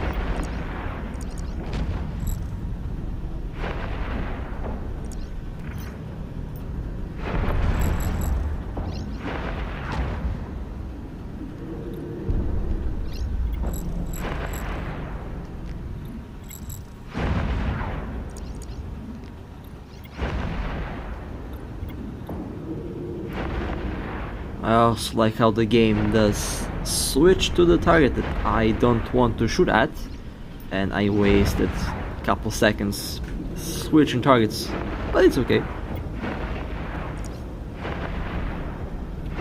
We'll still clear this pretty quickly.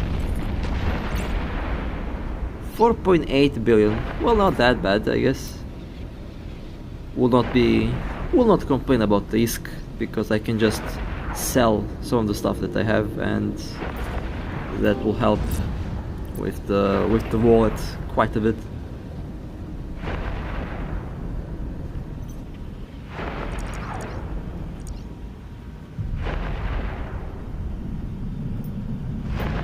Although that rock did some damage on me right now. 2008, that was a big hit.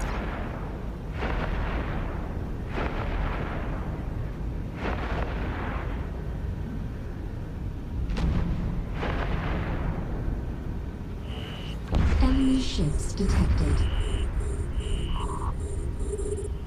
We're under attack.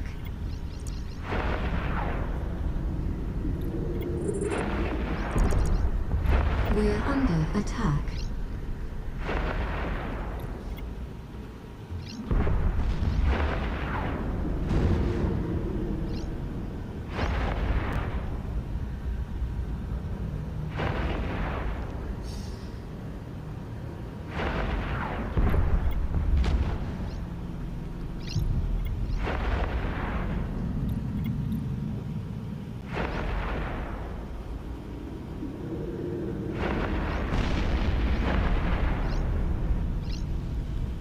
This is wave 2.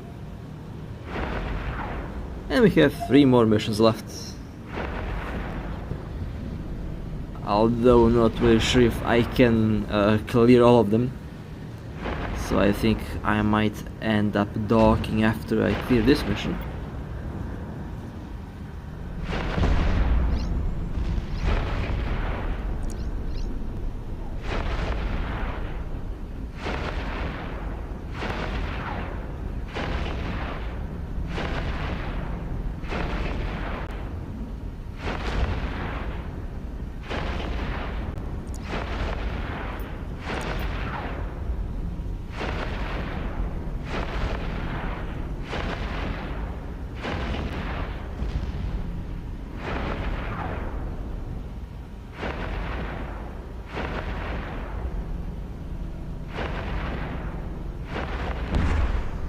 And the last Enemy wave, ships detected.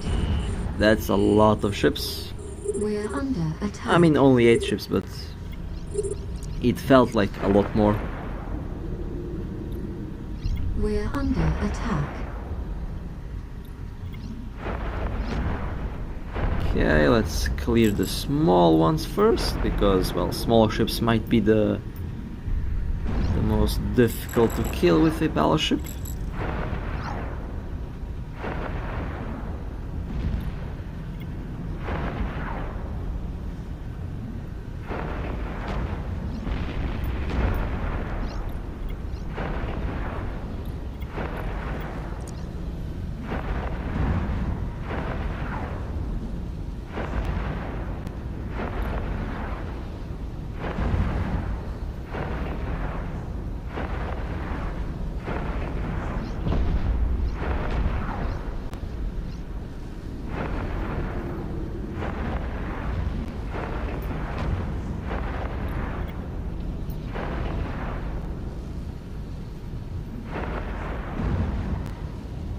One thing with the barrage, I mean without the barrage, that I noticed, the gyro stabilizer cooldown is a lot shorter. That's mostly because of the units that I use on the barrage implant.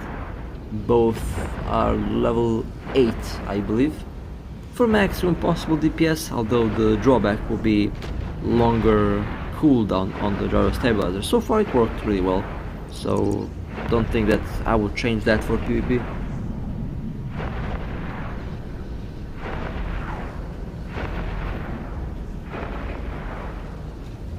Let's quickly go and do this, because why not?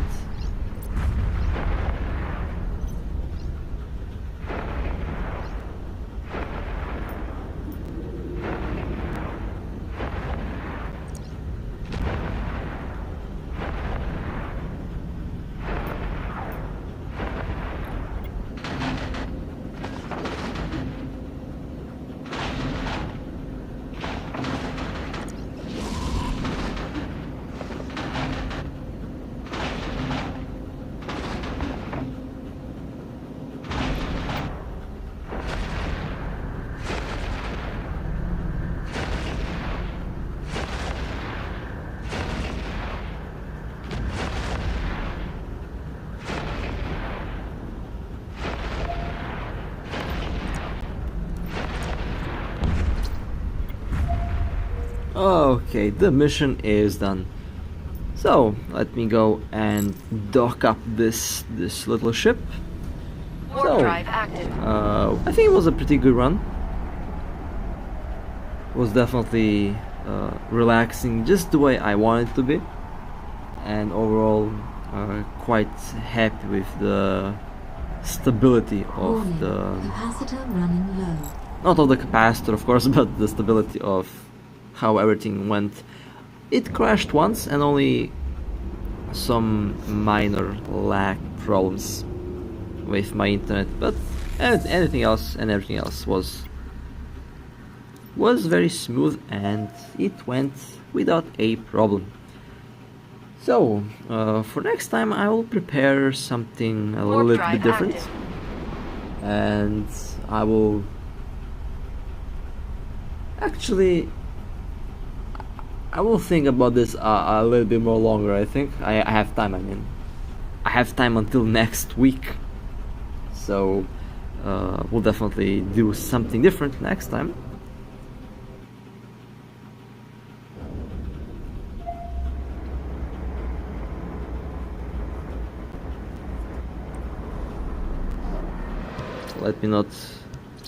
Let's not miss the station. Station 11. That's where I keep the Machariel docked. Warp drive active. Although in the other station I have a lot of other ships that I have to go and transport to 11. We call these stations 13 and 11, so that's very easy to remember, and they're also quite close by, basically neighboring stations. You can reach them without warping, which is also a very fun little thing. Docking request accepted. Alright, well, I will end the live stream here. Was I would say a decently long one, 3 hours and 40 minutes, which was honestly I would say quite okay. So hope that you enjoyed, and well, I'll probably go try to sleep now, although my sleep schedule is already as you already guessed, pretty wrecked. So I'll see how much sleep I can get. So with that being said, hope that you enjoyed. Stay safe, fly safe, and I'll see you next time.